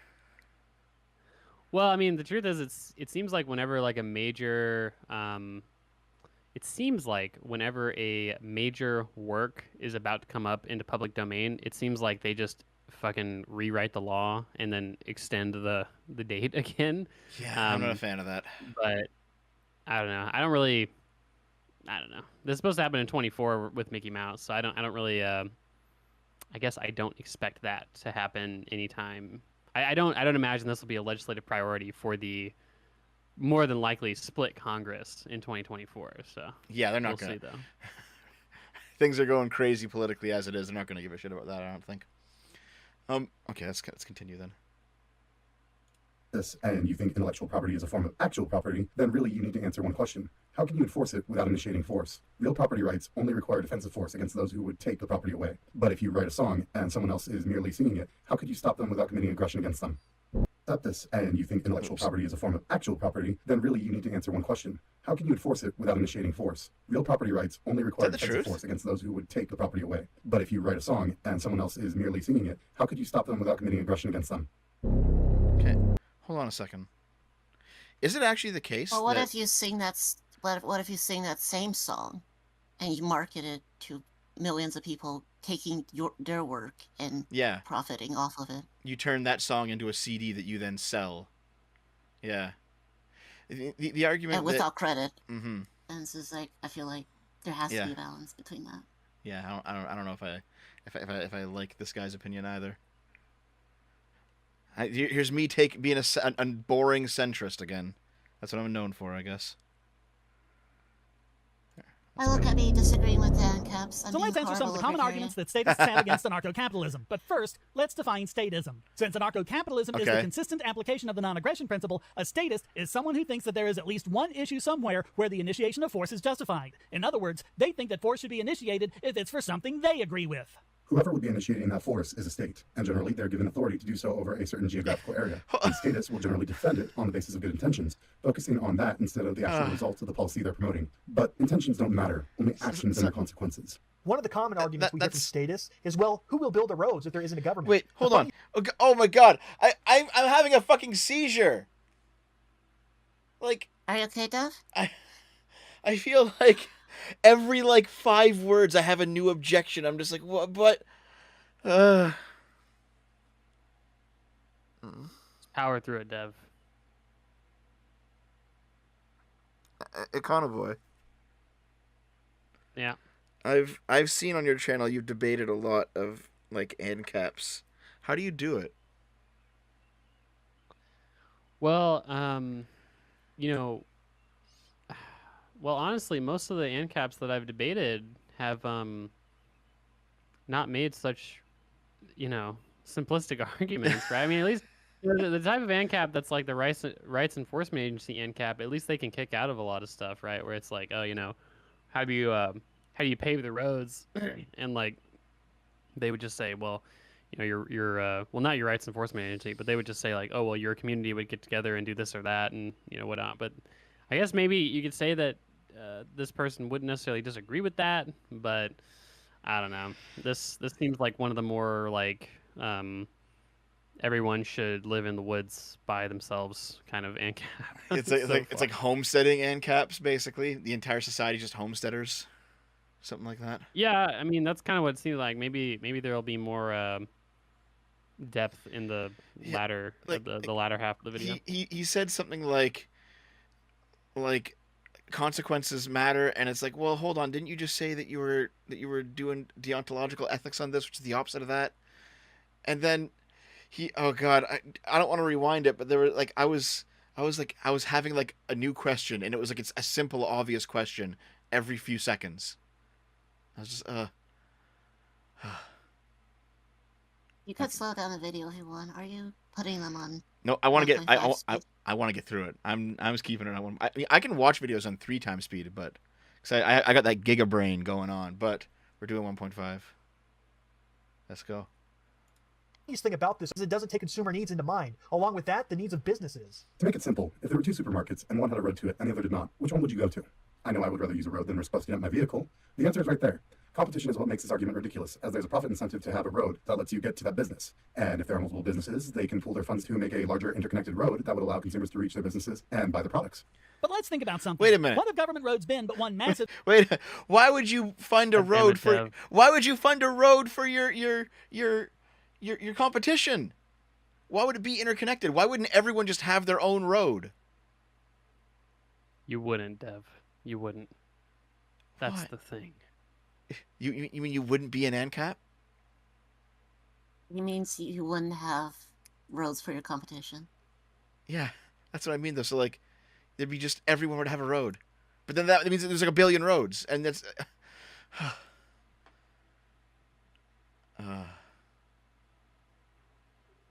But roads would still exist, Steph.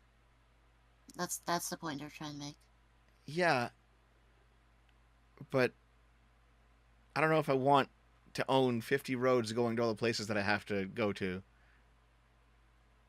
Or rather just go down the one with like shops on it.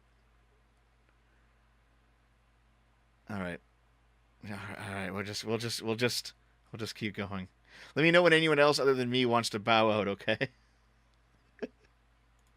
subsidy to the powered automobile industry. Without government roads, what would have happened? People wouldn't have just given up on the benefits of travel. They would build the roads themselves. Or if they didn't, then they might just plant crabgrass in the rights of way and get around on hovercraft. Or build people movers like Robert Heinlein wrote about. Just because government did things one way doesn't mean that's the only possible way of doing things, or even the best way. Another We don't common need argument is roads without where we're police, how will you going. protect your property, which is pretty funny, seeing as private property rights are passive and can only be deprived through the initiation of force, while the only thing that is required to maintain it is that no one attempts to initiate force to take it. Exactly. Property rights as a concept were created to protect people's property from the state. But just for an instant, let's humor this argument. How would private property be protected? Well, first of all, there's our natural right to keep and bear arms. We can do that to act in our own defense and defense of others like neighbors, coworkers, and family members. There's also the option of private security. Now, before you say that private security isn't as effective as state-provided police, I want you to see this. He looks and sounds like a cop. At least it's quiet today. And he and his fellow officers are certainly armed like cops, complete with canines. And when most people hear private security, what do they think? They think mall cop. No mall cops here. They are security officers with SEAL security. The Civic Association used to contract with the constable's office for a deputy to patrol the area. But now that it's gone with SEAL security, it has anywhere from 3 to 4 officers patrolling the streets at any given time and at half the cost. Also cut in half, the number of burglaries. And when a young mother in the neighborhood was recently stabbed multiple times in front of her children. Our guy just was on duty, routine patrol, comes around the corner, flag down, sees the assault, draws his weapon, and breaks it up. It's great. I mean, I feel a lot better. Last month, my dad's car was broken into, and I've heard they've reduced the car theft here by a significant amount. Increasing the neighborhood's sense of security. Now, as you can see, that not only are they more effective, but they cost 1/8 of that of a standard police officer, and they will be on site. Unlike police, who take a standard of 15 minutes to arrive, unless you're in a poor or minority area, in which case it could take several hours, if ever. And either way, when they get there, they'll just outline your body in chalk. I don't know about you, but it seems to me that the private sector does a better job on average than that of the state. And this brings up another statist argument. Okay, so actual question, Econoboi. Give me your economics magic, your voodoo, okay? Yes. What is the argument against private police? Well, yeah, there's kind of a lot of arguments, right? So like, so with what they're describing, obviously they're talking about what appears to be like one individual neighborhood, right? I think it's an HOA or something. Yeah. Well, no, it sounded like the police department contracted with them. So again, I mean, it's not that. I mean, a public-private partnership with the police to some degree doesn't sound like the most unreasonable thing. If it's like, hey, you know, we're taking a while to get this new recruit class in. We need more patrols in this neighborhood. We're gonna shoot this over to like a contracted firm or something like that, and then like supplement our police force with that temporarily. Yeah, I mean, I can see something like that being reasonable enough, right? But some of the sort of problems holistically with a private, if everything was a private police force, right? Obviously, the question would be, well, can people really, afford their own private security all the time? That's kind of the big thing. Right now, you might complain that, oh, the cop's going to take 15 minutes to get here or whatever, but they'll get there, right? And they're not going to ask you for a bill after they're done. Another thing is that I think some of the big issues with this is like private security if you pay them ahead. So. Yeah, but you still pay them though. You still pay them, yeah. Yeah, you also pay taxes too, well, though. There's still taxes, so I don't know if that's an argument necessarily, because the money's going from somewhere, taxes, Yeah, but it's usually those taxes are progressive and it's a fully collectivized funding, whereas you're under the scenario where you have to hire your own private sort of police firm or bodyguard. You're sort of you're bearing the full brunt of that yourself on a headcount basis, right? And that's certainly not quite as equitable as a progressively funded police force. So, yeah. There's also problems with police force, as we see currently. Oh God, yeah. Like this most recent shooting, like didn't the police force wait an hour before going in? Well, not even that. You see like police abuse all the time.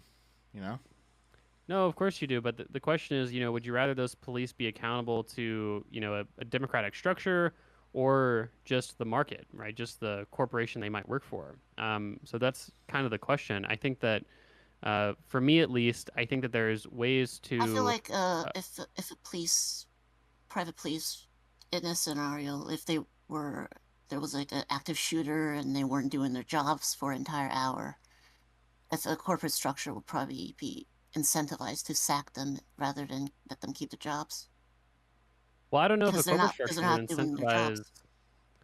Well, sure, on one hand you could say that, but on the other hand you could say that, I've invested a lot of money in this employee and I might not want them to, take the risk of getting in a shootout with some criminal, right? They might tend to stay farther back from that conflict otherwise, right? That might be more corporate policy. And so it just kind of depends. Can take a look at your private security firm and be like, hey, so why do we even hire them if they won't even put themselves at risk? Let's hire some other private security firm. Well, yeah, but the issue is that we're assuming that there's no geographic inequalities either, right? So like, one of the issues that I can see is kind of like kind of like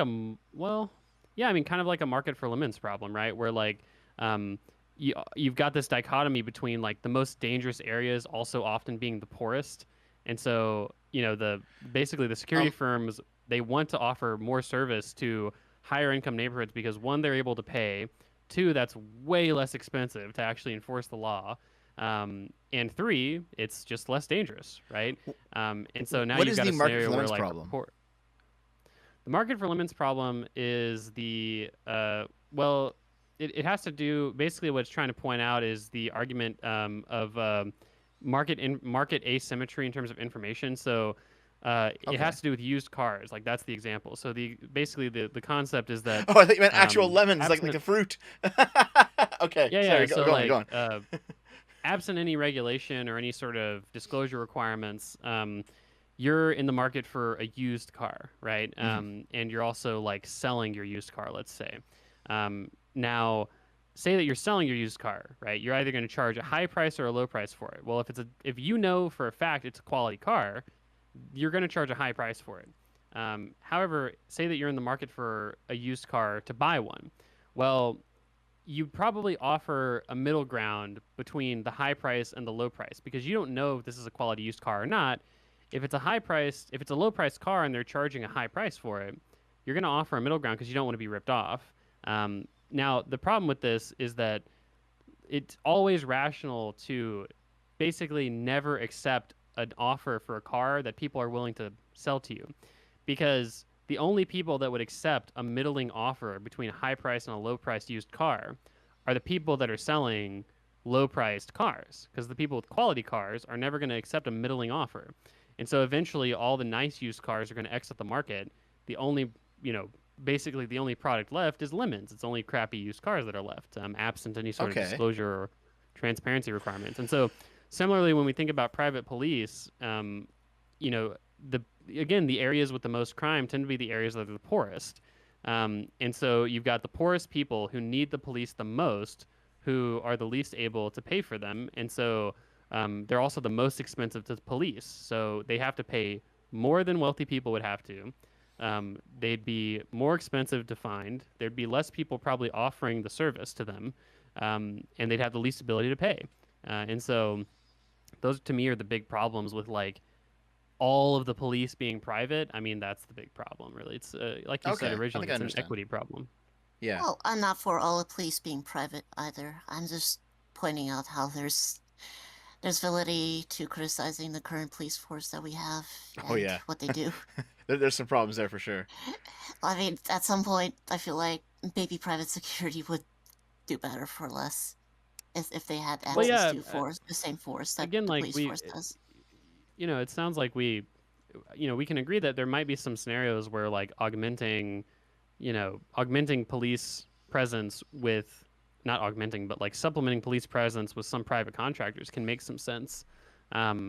It's just that ultimately that private contractor is still going to be accountable to the rules and regulations surrounding the police force, and the police force broadly is, democratically accountable, which, to me, that's really important. So are they even that accountable though? There's all these cops who do horrible shit, and then they get paid pensions and like golden parachutes. That does seem to be I get what you're saying. Again, it's not a perfect system that we have today for a few reasons, but my only argument would be that the accountability associated with the accountability associated with a private police force is either worse or non-existent, because you just won't be offered the service or you won't be able to afford it. And so that's kind of the big issue with a totally private police force, which none of us agree with anyway. It's just the AnCapp argument is basically using apparently one specific neighborhood to justify entirely dismantling a system. It's a pretty middle class neighborhood too. Like it's a suburb. But I guess I know what you mean, because there's been a lot of problems, or at least a lot of light shined on problems regarding police discretion and people. It seems like the case when a cop blows someone away who's innocent, and then they go to court 5 years later when no one's paying attention anymore, and the judge rules like, oh well, there's certain ways in the United States. I forget the name of the law, but basically it's the idea that police can very easily get off from using force, get off of legal ramifications from using force. All they have to do is prove that they believed that they thought that it was necessary, which is kind of bullshit sometimes. Yeah. And so there's that whole discussion, but at least there's the possibility of through the democratic process changing that law, if we need to change it. It seems like the ability to be proactive, like you described earlier, right? Whereas in the scenario where you're screwed over by a private police officer, you could, in theory, you could sue the company, you could sue the private police officer, but at the end of the day, that's a pretty tall order, and without a collective, democratic apparatus to surround the police department, you can probably imagine a lot of, just like I said, a lot of inequities in that system. I do not imagine that if the whole police force was private, why would there ever be a police force that patrolled the poorest, most crime-ridden areas? Because they're not going to be able to pay for it, and it's going to be the most expensive to patrol. Why would that service ever be offered? Oh, God. It's the same thing. Like, yeah. Someone in the chat just said you would have kneeled on him too, Dev. Jesus. No. I also wouldn't have given him the fentanyl. Fuck you. All right, let's keep going. Let's keep going. Let's do it. One person using a lot of guns or hiring mercenaries and waging war and taking over everything. First of all, it's going to cost a lot of money to do so, so whoever tries will be at an economic disadvantage. You'd also need to hope against hope that no one finds out God, what I you're hate up that to, which fucking will be argument. difficult as people notice that you don't have much money and that gun sales are going up all of a sudden. And what happens if you do manage to get all those guns? You're going to be dealing with an armed populace. Each and every door you kick down is likely to have an armed... God, I'm sorry. I'm going to pause. Just that argument triggered me more and more. The only thing I'll say on it is, Okay. well, people won't go to war because war is expensive. Yeah, let's just ignore the thousands of years of colonialism that happened. They must have just been all stupid and not realized that you could go to war for a profit. I mean, yes, all colonial countries were made poorer because of their colonialism, both explicit and implicit. Yes, that's a perfectly historical fact. No, of course not. Fucking war is, well, you could argue war is net wealth destroying in the sense that if we had a freer, more democratic and sort of cooperative society, that we would have higher wealth than a world without colonialism and when wars and stuff like that. But war is profitable for some people, right? That's why war happens. That's why slavery happens. Well, that's not the only reason why war happens. I mean, there are non-economic reasons to go to war. It's not the only reason. I'm just saying that there's a moral case that many people will make for certain war, but it's just obviously. We can argue that slave economies, like for instance, some economists will say that slave economies are inefficient and they're wealth destroying. But the reality is they make wealth for some people and just destroy a lot of wealth for other people. Right. And that's why people own slaves when you were allowed to. So, the colonialism is the same thing. Obviously, in this society, you'd still have war, probably to arguably a greater degree than we have now. So. Do you want to say something, Lilith? Oh, well, I had a thought. I'm really bad at keeping thoughts. Sometimes when people just keep talking and I have to process new information. It's my medication I'm taking. Anyways, I'm not gonna go into too much details. I blame universal healthcare for this. You blame universal healthcare? I might be too opiated, too drugged up. I'm just joking around. I might be. I've been thinking about cutting it down. Wait, I was joking.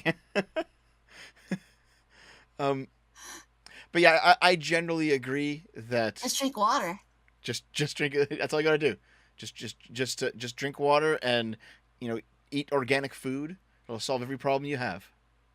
Eat organic food. Eat raw meat like Jordan Peterson. I don't think he eats raw meat. I think he just eats only meat. He eats like organs and stuff, eh? He like fries liver. This is some weird, I think he's on some weird meat only diet. Yeah. I think the raw meat's only a meme. I wouldn't mind trying a raw meat. Not raw meat, like a meat only diet, just to see what it was like. I think to get all the vitamins that you need, you have to eat organs as well. You can't just only eat pure protein. Organ meat and bones. Or no, not bones, but organ meat basically. Yeah, might be fun. Oh, right, I remember my point. I was gonna make the counter argument to the wars actually being profitable aspect. I think their point would probably be that it's not profitable on an individual scale, or it's not as profitable. You have to convince an entire nation to go to war.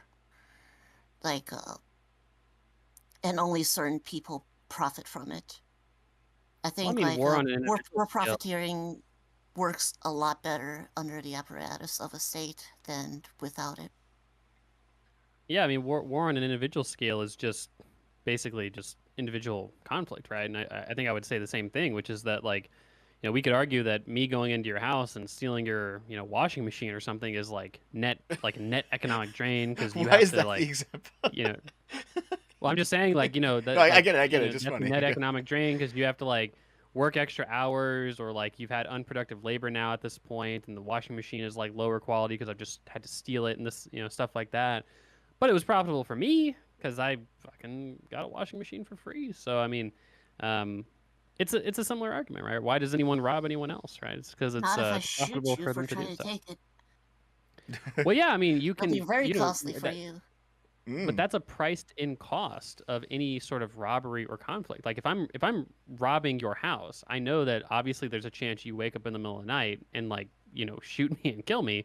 And similarly, if I go to war with you, I mean, I'm assuming you're not just gonna do nothing about it, right? So I mean, that's usually priced in whenever someone makes the decision to rob someone or colonize another people.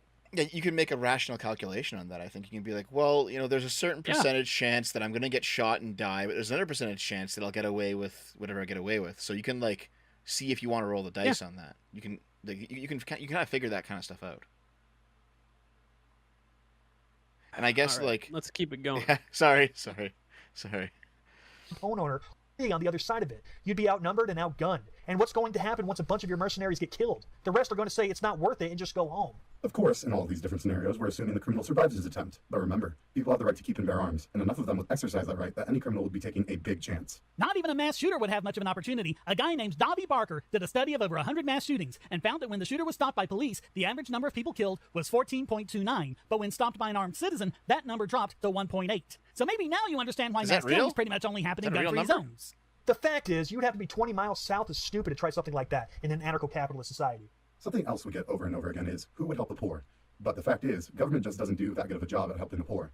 Before the welfare state, the poverty rate was dropping like a stone, and the poor enjoyed huge amounts of upward mobility. The poor in one year were pretty much different people than the poor the next year, who were pretty much immigrants, young people, and other new entrants into the workforce. But Johnson's so-called Great Society with his wonderful welfare program stopped that in its tracks. The poverty rate is now a pretty consistent 15%, and we've also seen the destruction of a lot of private charities for the poor, including free clinics and charity hospitals.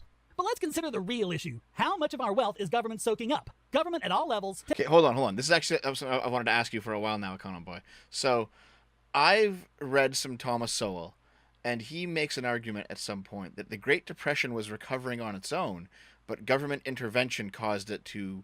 Was it the New Deal or whatever? Caused it to basically go a lot longer than it should have. Does that have any merit to it? No, not really. I mean, like, just like nope. Well, we have to think about like specific programs, right? So it's hard to say like, like, oh yeah, the government generic intervention caused like all these problems, right?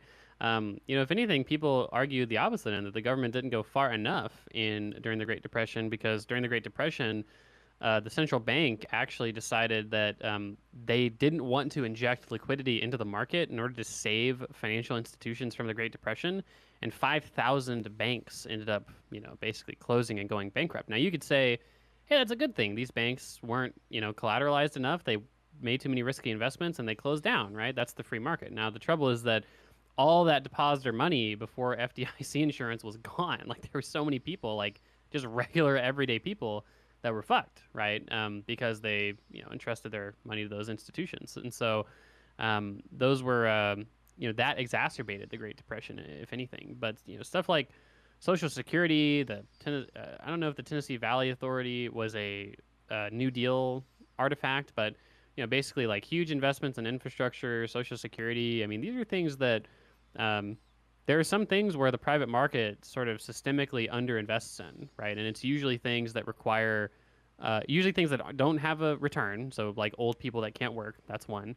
And then the other one is things that have a return, but it takes a really long time to get it. So, you can think of infrastructure or like a lot of medical research as an example of that, right? And so these are things that the New Deal invested in, and it's kind of, I don't know, you're hard pressed from my perspective to imagine a world where the New Deal just didn't, like the government just didn't do anything, and the people in the United States were made better off for that. That seems pretty unlikely. It's been a while, so I will reread the Sowell stuff that is relevant, and I'll ask you with more details. Maybe he goes into detail on it. I mean, it's been a few years. That would be helpful, but... All right, let's roll. Takes about 52% of the national income in taxes, fees, and so on. So already, we're left with just 48% of our purchasing power. But that's hardly the whole story. Government also robs from us through inflation.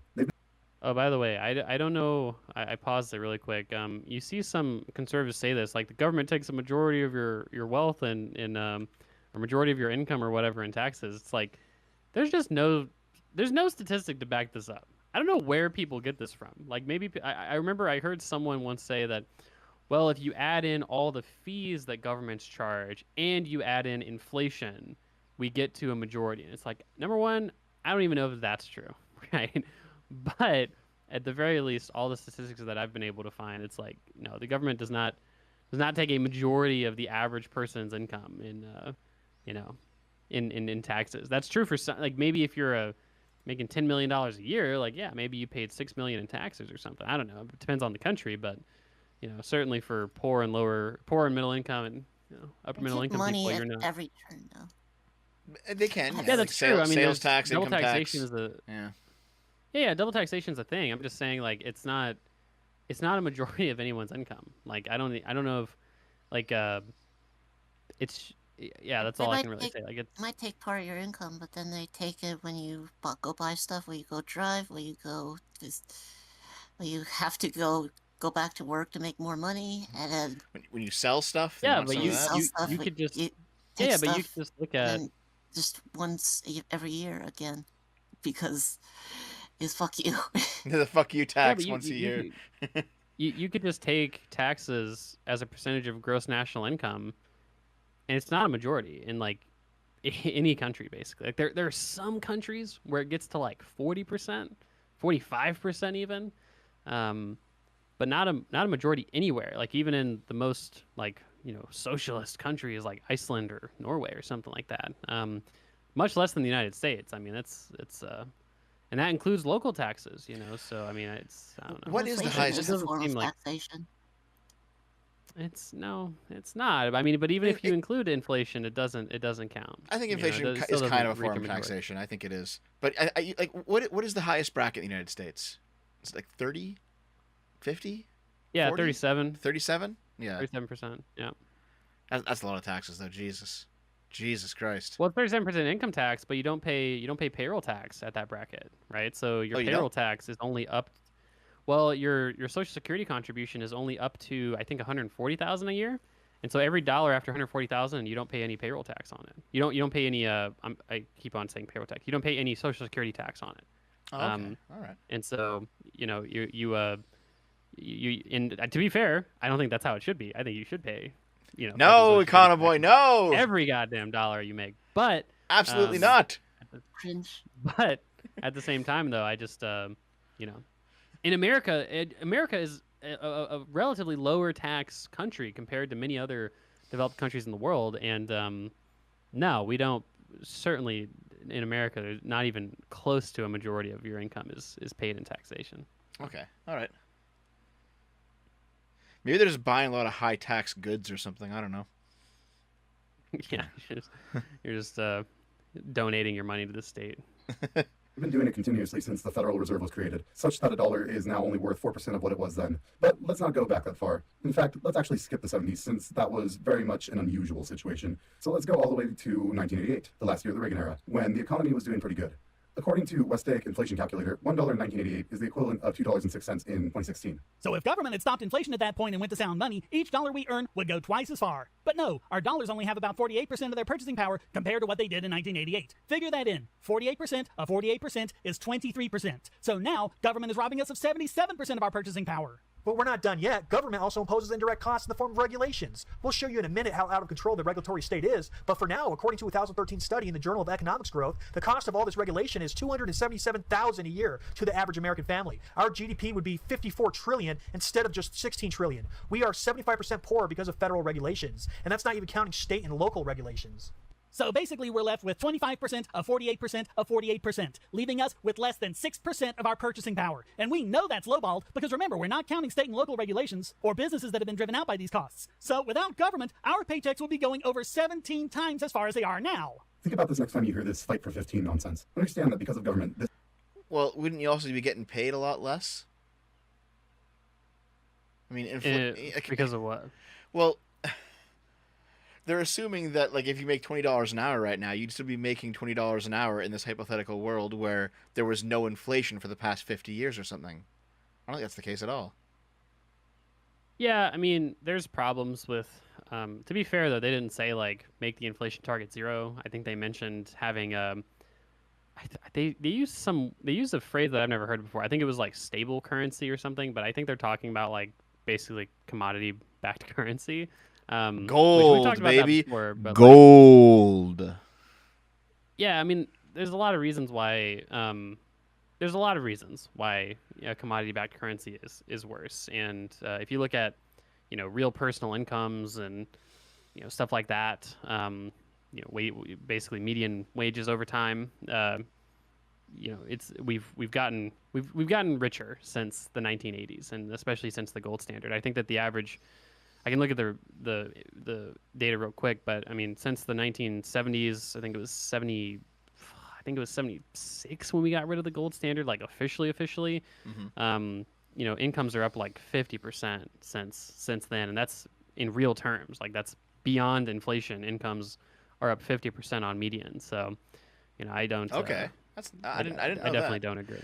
I know you and I talked about inflation the first time we talked, and I was like, explain to me the gold question and inflation and printing money. Because their argument is like they're making the argument like, yes, $1 is worth less today than $1 in the 1970s or 80s, and it's like, yeah, but that can be true, but still we're a lot wealthier than we were in the 1970s and 80s. I guess the argument that the real argument would be like, well, how much more wealthier or less wealthier would we have been if we still had gold as a reserve currency? And I think that's a harder argument to make, I guess, but it's certainly, I don't think it's not a good argument, I don't think, from the anarchist side. So this chatter here says basically what I was thinking. The best argument for gold is the same as the worst argument for gold. The government will struggle to manipulate the economy. It's like, yeah, fair enough. I mean, you mentioned before, I think when we first talked, you mentioned that a gold-backed dollar is very rigid. And I don't think you explained what rigid meant, but I took from that to mean that basically it was kind of out of your hands if you needed more money to fund more production, because you basically had dollars. The dollar gold conversion was the standard. So it's like, well, if your government's out of gold, you're fucked, even if you need to be able to get people working.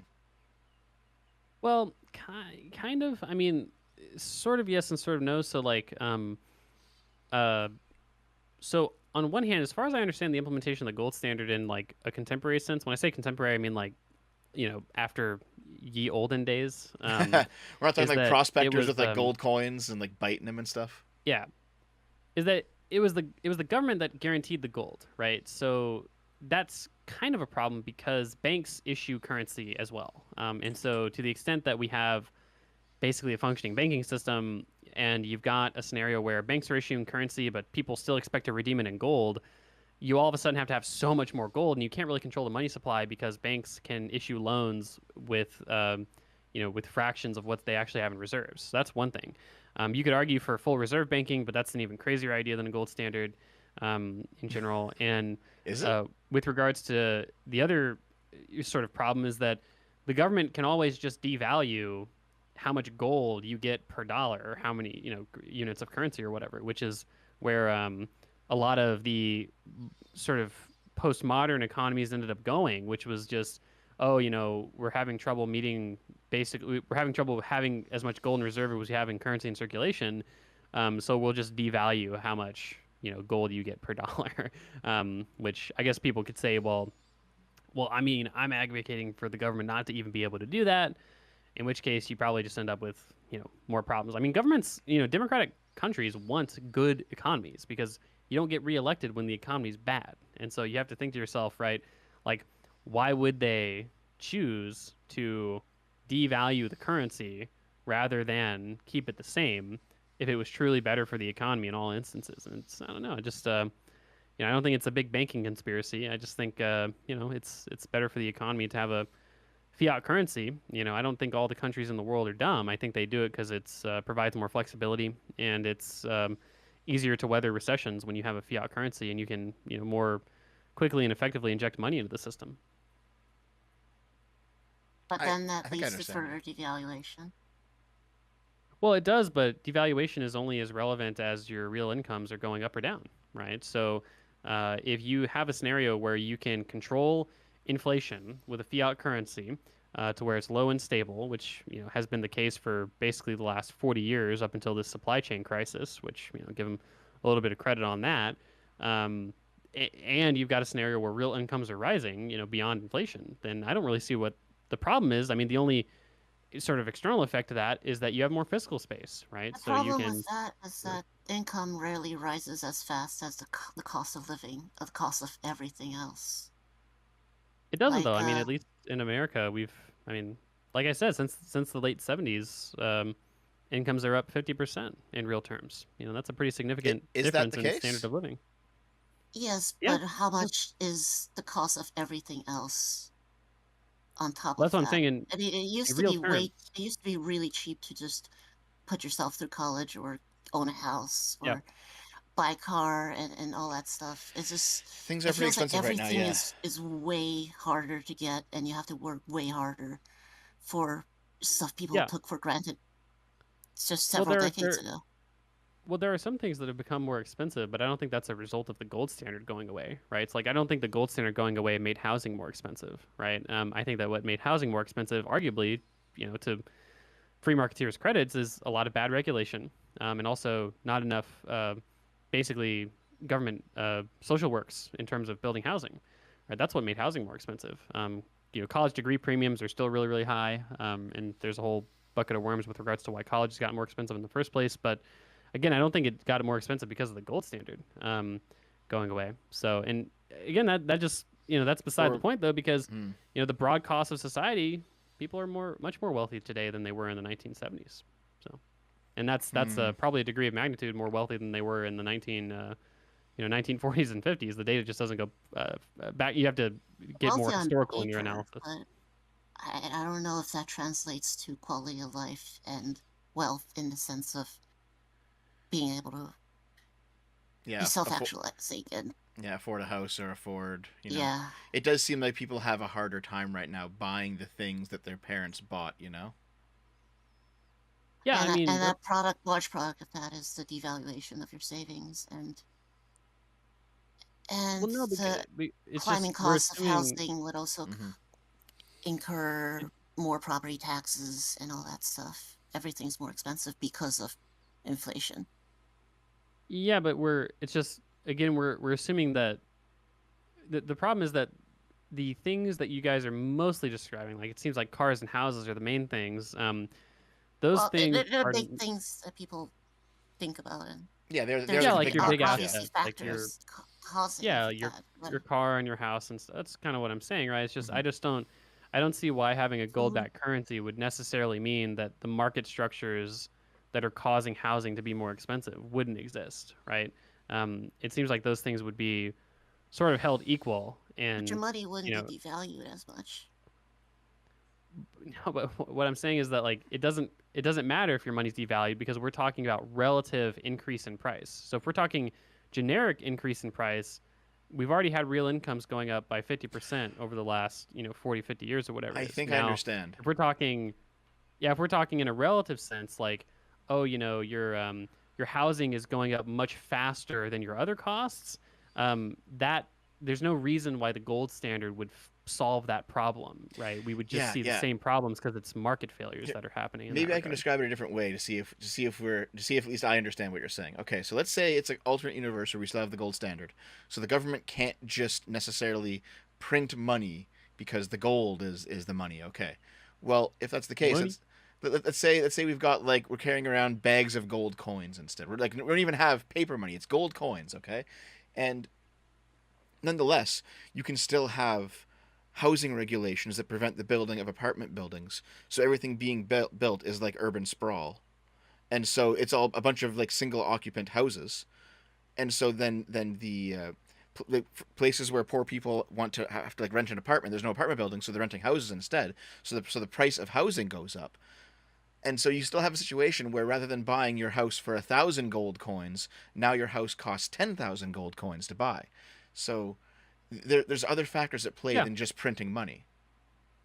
Yeah, exactly. I mean, and if anything, a fiat currency allows governments to more easily build housing, right? Because you can more easily run a deficit to invest in things like public transportation and public housing. If you don't have to have like you said, literal gold coins, or in the case of commodity money, or not commodity money, but like what do you call it?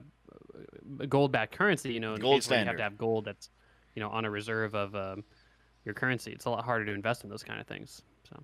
Okay, I think I get it. To be fair, though, this is why I'm actually just pro-fascist. And by the way, because every time you have all of these democracy cucks who are voting for NIMBY shit, it ruins everything. So no, I will be the benevolent dictator that builds the apartment buildings we all need. Well, hey, eminent domain exists in our current system, so maybe you don't need a full-blown fascist takeover of the government. First, we just need to abolish single family only housing. What do you mean? Well, hey, that requires a government act, Lilith. My goodness. No, that's abolishing current regulations that are already in place that allows. Oh, okay. When you say abolish single family housing, I thought you meant you shouldn't be allowed to build a single family house. No, I was single family housing zoning laws. Zoning, yeah, single family zoning. I see. Oh, zoning, not. Oh, I heard owning. Oh, I was like, oh my god, abolish owning housing. I was like, Jesus. No, zoning. I get it. Libertarian, Yes. are you? I love owning houses and owning properties. It's good. It's. Okay, I'll so never abolish that. Let's keep rolling. Let's keep going.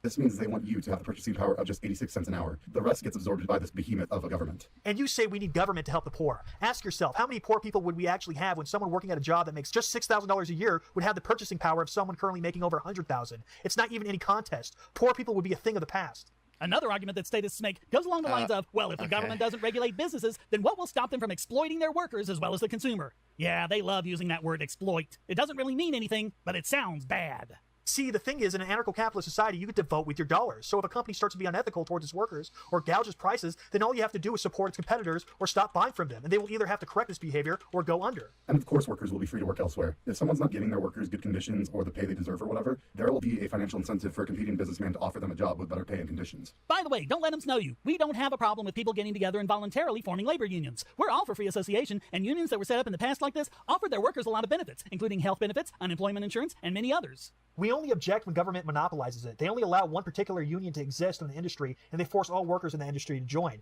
But then what incentive do those unions have to make their workers happy or feel they're getting value for their dues?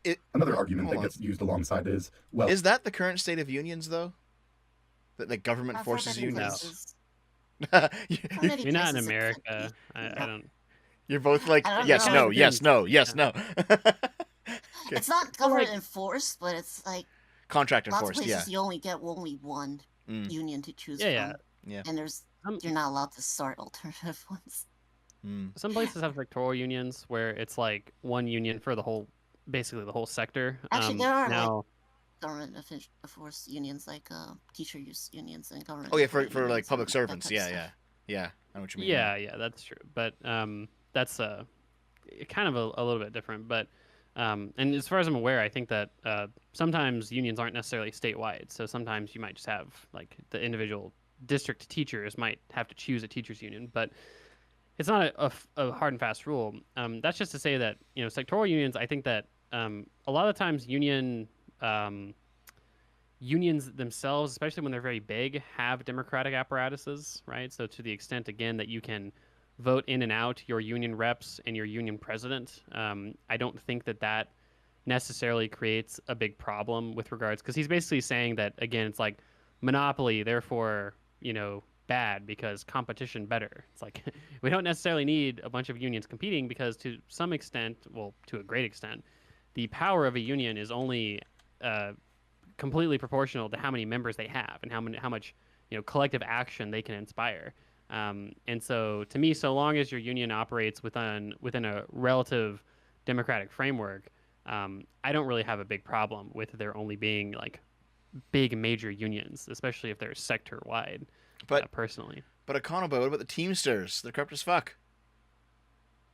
Yeah. I mean, again, it's just like the same arguments would apply with regards to the police force, right? So it's there's examples of corrupt police, there's examples of corrupt unions, but that doesn't necessarily mean that like the institution should be wholly decentralized, and it doesn't necessarily mean that reform from within is totally impossible. Now, to be fair, in the United States and in most countries, sectoral unions are not that popular as far as I'm able to read. There's some countries with sectoral unions. I think I want to say some Nordic countries have sectoral unions, but even a lot of Nordic countries mostly rely on just individual big unions, right, which aren't sector wide. So, but I need to do more reading on that in general. But I do agree to some extent, like the something that people that defend China will say is like, yes, every worker in China is unionized because the government approved union is representing them. And it's like, well, one of the advantages of unions is that they're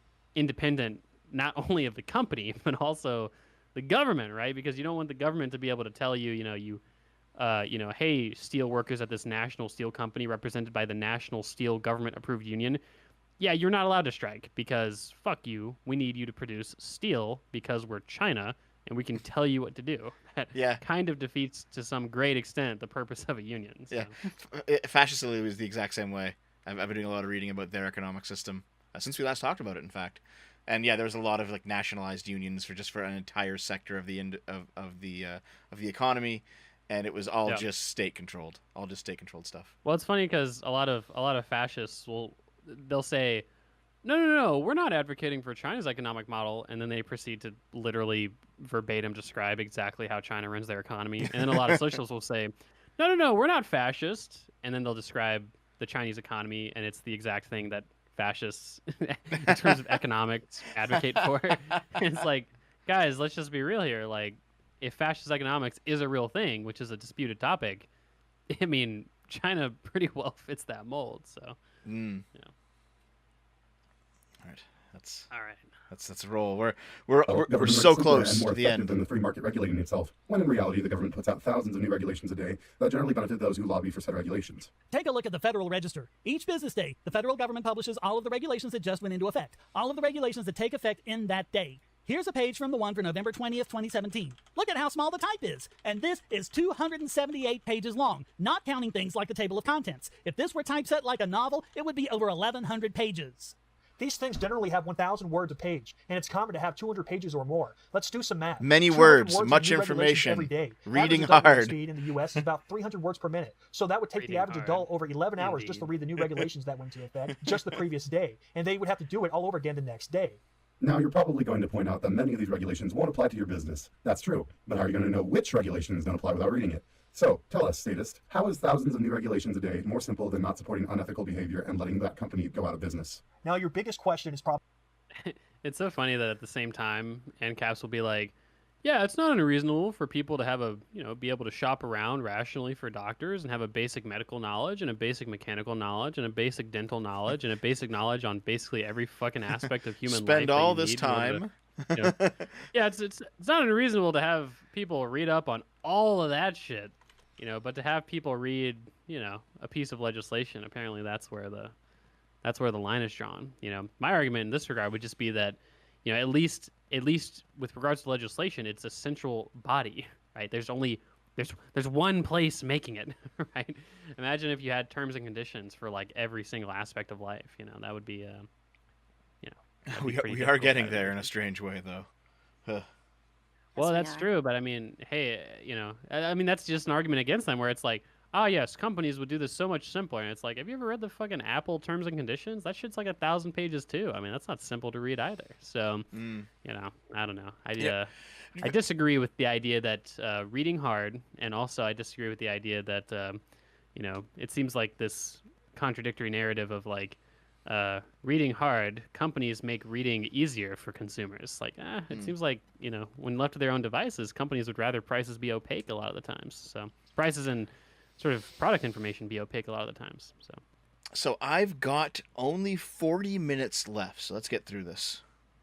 Let's keep going. What will prevent monopolies from forming in Ancapistan? The truth is, the only thing that makes monopolies is government. Big business influences law and writes law via lobbying. Basically, government's handing out monopolies to whichever big company has money. See, that's what happens when you have rulers. Rulers will always sell you out for money. Without government, there's no way for monopolies to form. If there's no government, there's no rulers. And if there's no rulers, everybody's on an equal playing field. And that's how it should be. Imagine we're in an anarcho-capitalist society and you have the only fidget spinner company. You have a monopoly on fidget spinners. Now, I'm a smaller company and I want to make fidget spinners too and steal the crap out of your monopoly. What are you going to do to stop me? Go ahead. I'll wait.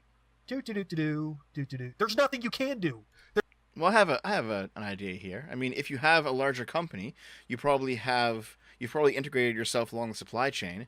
There's the economy of scale is there, and so you can better fend off competition by driving your prices down until they go to business. Is that Yeah. that's about right? I mean, yeah, that's basically what. I mean, that was what inspired the Roosevelt government to break up Standard Oil, right? It was Standard Oil would come in and buy out all the local oil producers and then fucking raise the prices right afterwards, right? All the gas stations and stuff. So Yeah. yeah, I mean that was If it's like a startup, you can part just of the basis for that. If you're a big Do that company. again with all the rental companies. Oh yeah, all like the buying all the houses and shit. Jesus. Yeah. In Canada, the problem is a little bit different. It's not like there is some rental companies here that are fucking things up for sure, but out in BC, what's happening there in Vancouver is that basically a lot of rich people in China, they're hiding their wealth from the Chinese Communist Party by buying property in Vancouver. And it's like, well, yeah, we kind of need that housing, dude. I understand your government sucks, but like, fuck. You're not even that living makes there. sense. Yeah. All right, let's... Yeah, that's true. I mean, that's where things like vacancy taxes and like limitations on foreign investment can actually be, net All we net should beneficial do to the. is abolish property taxes for your first house. Think so? Only Yeah. tax No. second houses in the I think if you own a house, you should actually own it instead of having to pay rent to a government every month, or like every twice a year. I don't know if that to me makes as much sense as replacing a property tax with a land value tax, right? Oh God, are we gonna? Econoboi, are you a Georgist? No, I think Georgists have broader ideas of like decommodifying land altogether, which I'm not. I mean, I think you should be able to buy land if you want. That doesn't seem like a big deal to me. But a land value tax, I mean, the thing is, it just aligns a lot of incentives. So, it instead of like a property tax almost discourages development, whereas a land value tax encourages it.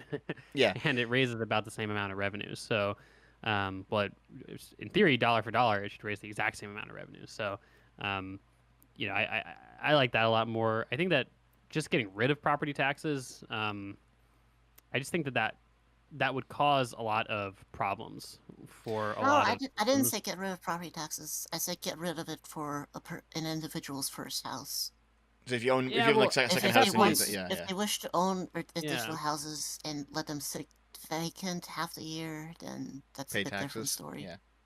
Well, but then we're just at that point though we're limiting like 75% of property taxes, right? I just think there'd be a lot of problems with regards to. Well, yeah, that's what I'm saying. If you were advocating for replacing it with another sort of superior form of taxation, that would be one thing. But with regards to just cutting school funding by 50% because you need those local property taxes. Just find school funding through other sources. Why does it have to be through property taxes? You see, that's what I'm saying. You could argue for alternative forms of taxation, but you haven't mentioned where that money would come from yet. Out of curiosity, it seemed like you said. Go on. Is it the case in the United States that I don't have to have an alternative to say that it's immoral to tax people on the only house they have? All taxes are immoral, Lilith. All of them. Well, hold on. Fair enough. I really want to kind of drill down a little bit here. I don't disagree, but just is it true in the United States that the funding that a school gets is based on the taxation in the area the school is in? Yeah, for the most part. Like, there's obviously state and federal funding for schools, but if you look at a school budget, it's primarily going to be property taxes that makes up a school budget. That sounds fucking retarded, dude. Like, what the fuck? Well, you're not the first one to make that argument. I mean, it's just the issue is it's kind of like NIMBYism again, right? It's like, people in wealthier neighborhoods, they don't want like one unified school district. They don't want equitable funding because from their perspective, it's like, why would we want more funding going to schools that aren't the schools that my kids are going to? And on one hand, Jesus. I can understand that argument.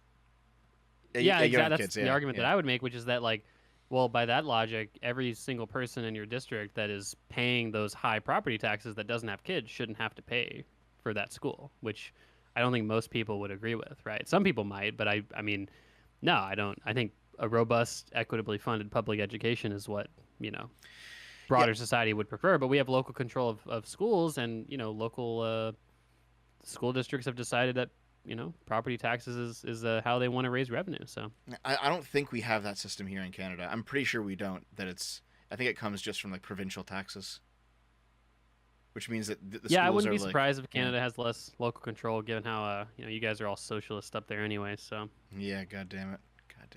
fucking central planning and shit. Actually, we have a lot of devolved powers to the provincial government. It's quite nice. Just not quite as much as really? you guys to the Is states. that right? Yeah. Tell that to the conservatives running in the conservative leadership election in Canada. Then, my God, you'd think it was a friggin' living in China or something by the way they're talking. Goodness. I think they're just like they have their feathers ruffled about Trudeau not letting up any of the federal COVID restrictions, even though at this point like nobody cares anymore.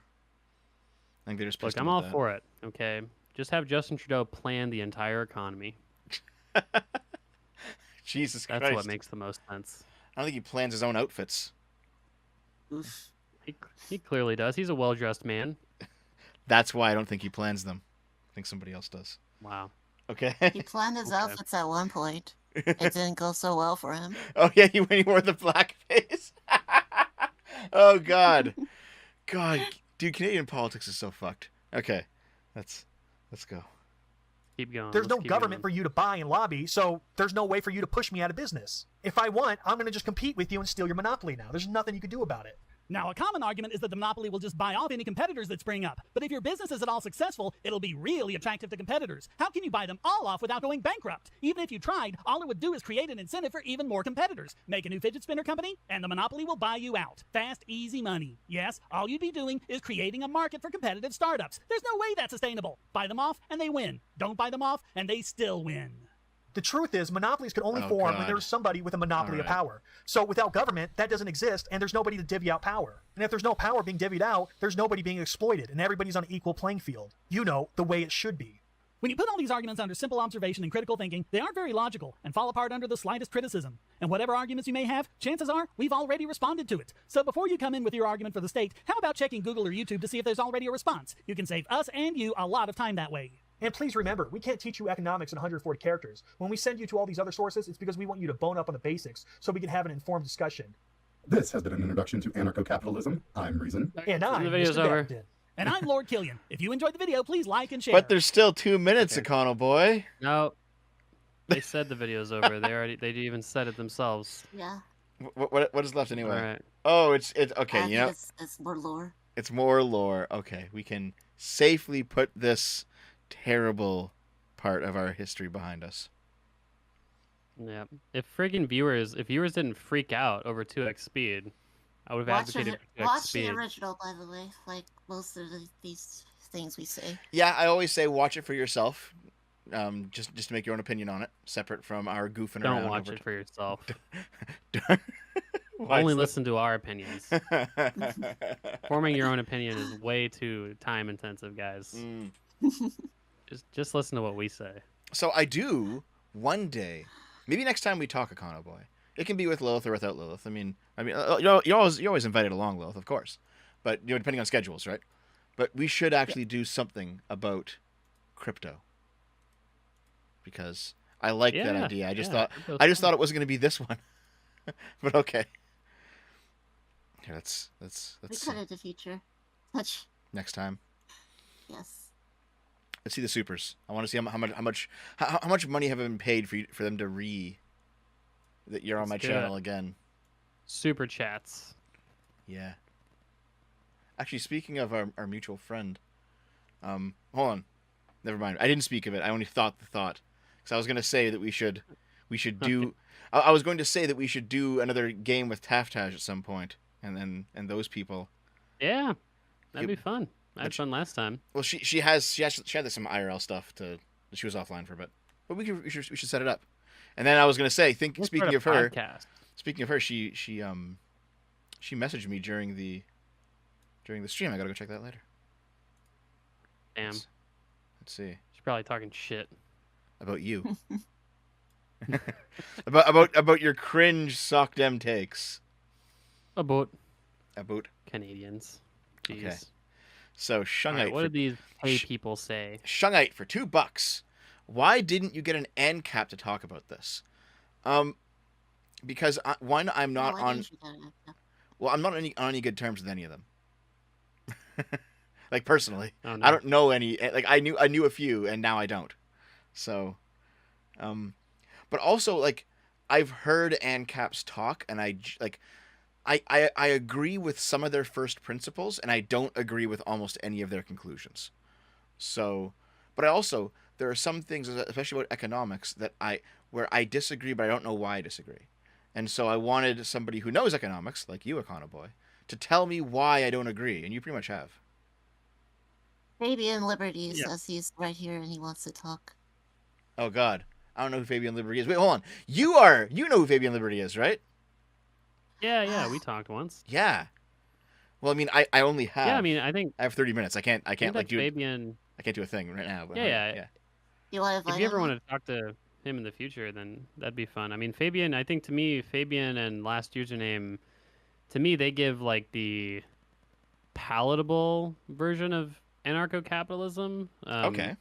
All right. You know, to me at least, and I don't agree. Obviously, it was a debate when I really talked to those two guys, but you know, it's kind of like to me, I said the same thing about like Matt Brunig. I think Matt Brunig's version of socialism is the most like reasonable version, but I would still disagree. So okay.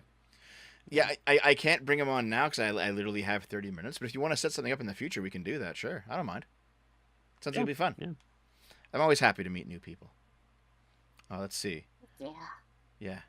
Coyote Doge for $5. All these criticisms involving straw manning, AnCapp arguments, and grossly misunderstanding how things work now. Oh God. Why? Like I know it's a super chat, so you can't put too many characters in it. But like the problem with you don't understand. Any more characters from that person would have only led to more of my fucking brain cells leaving my brain. My God. Well, the thing is, like, in general, the problem with the "you don't understand this" reply to any argument is like there's nothing to latch onto. Like there has to be more to it than that. Like you don't understand. Like, okay, fine, I don't understand, but like where, like how, you know, what did I say that's wrong? Like there has to be something more substantive than that. Okay. That's true. I don't know. I mean, it's kind of like we said at the very beginning, where it seemed like it seems like there's a lot of people online that will say you just don't understand X or Y, and then it seems like either they themselves don't understand it, or it turns out that you know they explain it in a way where it's like, no, I totally like I got that already, you know, and it can just be a little frustrating. So. You see that a lot in like Twitch politics debates. Happens all the time. Yeah. Let's see, Silver Camaro for $2. Dave and Naomi are Dev's property to do what he wants with. Based. Yes. Agreed. Wimquin for $20. Thank you very much. Dev, I recommend you to check out Adam Friended's reading list. Almost all the books on it are amazing and eye-opening. Well, I am friends with Adam. I think you are too, Econoboi. We're all friends. Yeah. And he I watches my videos. Yeah. I haven't gotten his list from him yet, but I know we've read some of the same books, so I'll poke him if he has like an official list now. I'll poke him for him. Okay. Cockroach Man for $5. I love all caps. I love opioids. I can't go a day without opioids. I need my opioids. All right. Well, that's $5 you can't put towards opioids, dude. That's Someone asked why we didn't respond to a more recent AnCapp video. There is at least one guy who's an AnCapp who's like a viewer of mine who isn't around tonight, but he kept saying, "Watch this one, watch this one, watch this one." So this is the one that I chose.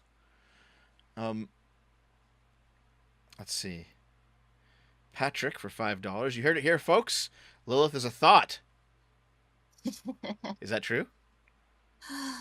I sometimes can get brain fogs. I say that partially as a result of my meds, but it could also just be because I'm a stoner. Well, no, a thought as in a THOT. Yes, I think that was in regards to my comments about the medications. Oh, okay. I mean, all right. I thought it might have been something more sexual, I but do have my okay. bimbo moments. I'm sorry, Bimbo but hey, moments. it is what it is. Silver Camaro for $5. Econoboi, do you have a master's in econ or just a bachelor's? And if you don't mind me asking, where did you get the degree? Yeah, I have a couple master's degrees, one in economics, one in finance. I don't share where I got my degree just to keep that private, but I didn't, certainly not Ivy League educated, let's just say. So Oh, you have two. I didn't know you had two master's degrees. Okay. I do. Yeah, I just kind of, most people end up doing grad, they kind of work for a couple years and then do grad school. And I just worked while I did grad school and basically was really, really poor and tired all the time in grad school. Yeah. And it was no fun, but I'm done now. So I ended up, Nice.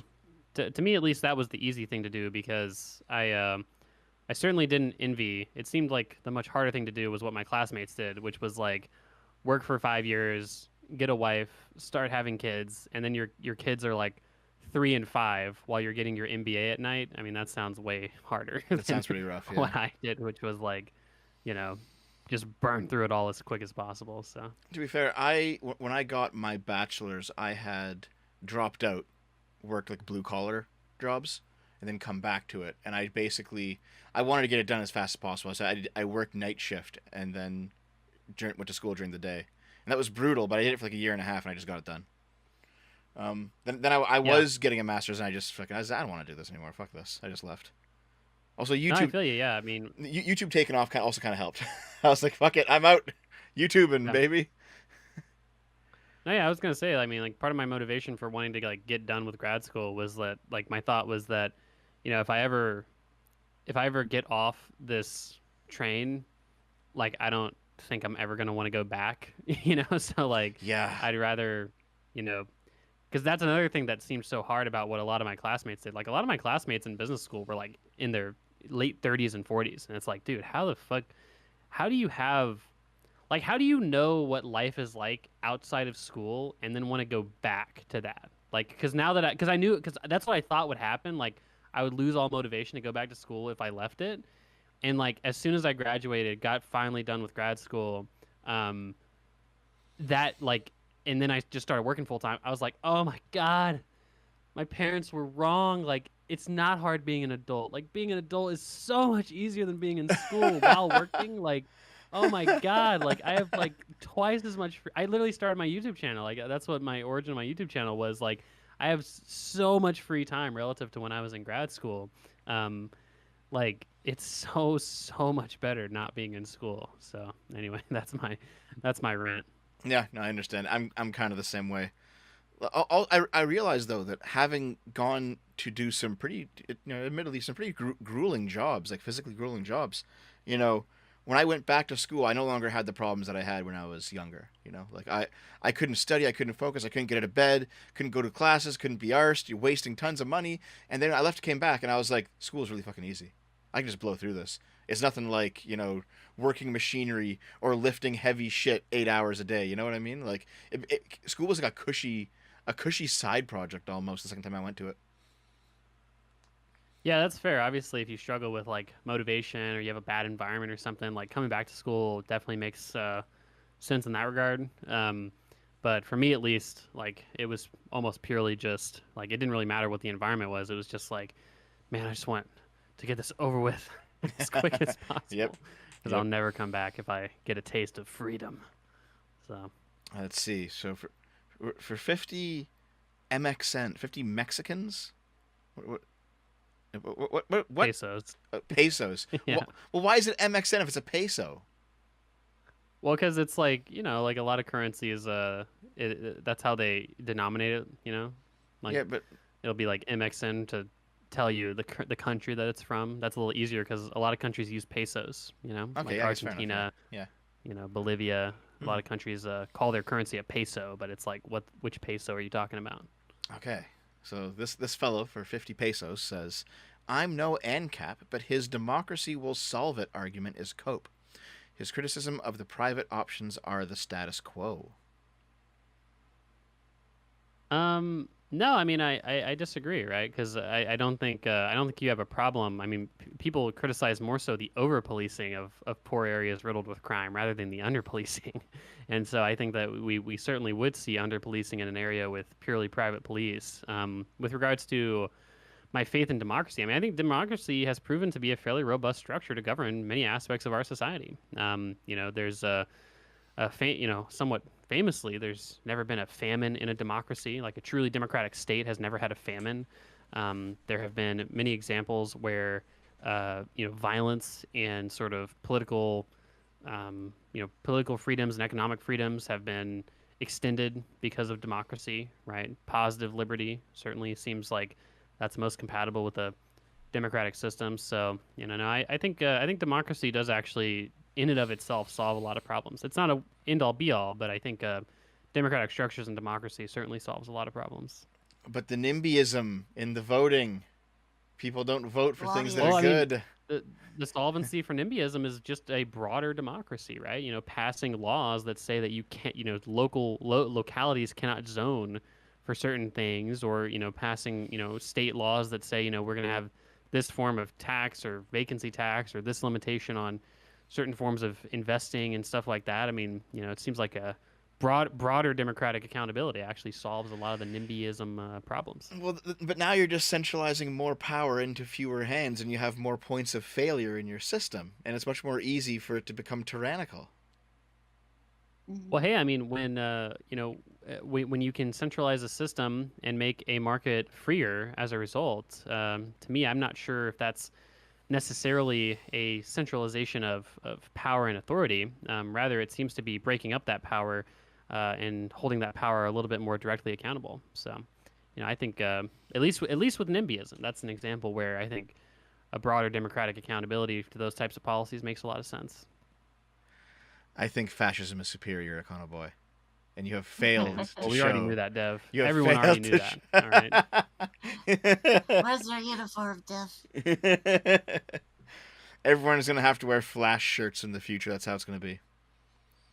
Flash shirts? That's well, that's what my original artist drew, because I happened to be wearing a Flash shirt at the time. Oh, right. Yeah, it just stuck. There was no reason for it. It just stuck. Okay, let's see here. That thunder symbol means something entirely different then. There will be 2 thunderbolts on the shirt, actually. No, 3. Okay, let's see what's next. What's next? A Coyote Doge for $5. Thank you. How did things get invented before copyrights and patents? I assume they just did. You just couldn't monetize them as easily. That seems like it's kind of obvious. Well, people like Edison stole a lot of... Did he? Was he a big old thief? He stole a lot of inventions, too, apparently. Allegedly. I haven't heard anything about that, but I mean, maybe. I don't know much about Edison, to be honest. I just know he invented a light bulb, right? He was the first that popularized. Okay. I think. Okay. The making of it, I think. Oversized trash panda for $5. Thank you. Taxation is theft, but seeing as the theft I would experience under a warlord mafia and an anarcho hellscape would probably be worse, I'm okay with it. Yeah, that's kind of my argument too. It's like you don't have a no theft option. You have a little bit of theft or a lot of theft. And it's like, which one do you want? It's like, okay, fair enough. That's how I view it as well. Dr. Topo is asking me when my trucker video is coming out. I have a video that's been brewing for a long time on the February trucker protests in Canada. That will come when it comes. That will come when it comes. It's going to be a long one. Like it's I predict it'll be like at least an hour, probably longer, because I'm getting into the nitty-gritty of it. Yeah, get into how Trudeau's a tyrant. Yes. And the wrong kind of tyrant. Listen, there are good fascists and bad fascists, okay? A good fascist being you in power. Yes, that's how it is. Bad fascist being anything else. Wasn't that why Taftage causes her? She calls her community the Taftatorship. She knows what's going on. She has the right idea. Okay, let's see. Oversized trash panda, $10.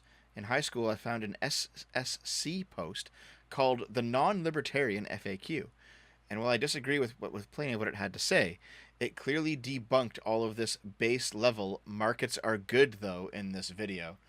Yeah, I don't know. In terms of you've probably encountered more at least online AnCapp stuff than I have, Econoboi. In terms of just that, how was this video? Like just how quality was it, I guess? Yeah. How good were the arguments? Yeah, I mean, I think that this is like the worst. To me, it's the worst way to advocate for anarcho-capitalism. Okay. You know, because I mean, you know, when you're advocating for something, I mean, you know, ideally, what you're going to want to do if you're advocating for something is you're going to want to, number one, put it in terms that regular people can understand, and also in terms that regular people can empathize with, right? And I think that a lot of the ways that this video goes about explaining its concepts, to me at least, it doesn't seem like it's accomplishing either one or both of those goals. And so, yeah, that's to me at least, that's where it kind of falls apart a little bit. Okay. Because Dev put the video fast. That's what it was. Yeah. I mean, some of the AnCapp writing that I've read, like we're talking books at that point, they're a bit more eloquent. The ideas are a bit more appealing. Still don't agree with them, but I mean, I can get what they're saying. This, I don't know. This didn't do it for me either. I Am Wrong for 5 years. Interesting name. You should watch Serpenza's video on Elon Musk's connections to the CCP. Okay, I can put that on the list if you like. I can look into it. Thank you. Cody Doge for $5. We have He's a bit of a CCP defender. Is he? Oh, that's a shame. We have regulations on opiates, and the official approval that opiates were safe because they got approval caused the epidemic. The FDA said they were safe. Oof. Well, yeah, I mean, the FDA said they're safe to take. Obviously, like opioids, you know, if you take your prescribed amount of opioids, they're not going to kill you, right? The issue with opioids is not that they're, you know, so damaging to your body that, you know, prescribing them for pain is going to kill you or, you know, harm your health long term. The issue is that they're so addictive, and the control of the prescriptions for those things was so loose that a lot of people got opioid prescriptions when they shouldn't have, and then, you know, they ended up getting addicted and oftentimes ended up moving into harder substances like heroin or fentanyl. Right. You know, it's you know, it would be the same thing if it would be, you know, there's similar examples that I could probably think of if given more time, but it's just you know, opioids are not bad for you intrinsically. It's just that they are very addictive, and so when prescribed them, it should only be for cases where you absolutely need them, and especially, you know, probably you should only be given them for a shorter period of time. But that's an example where you need more regulation, not less. Okay, I can see that. Yeah.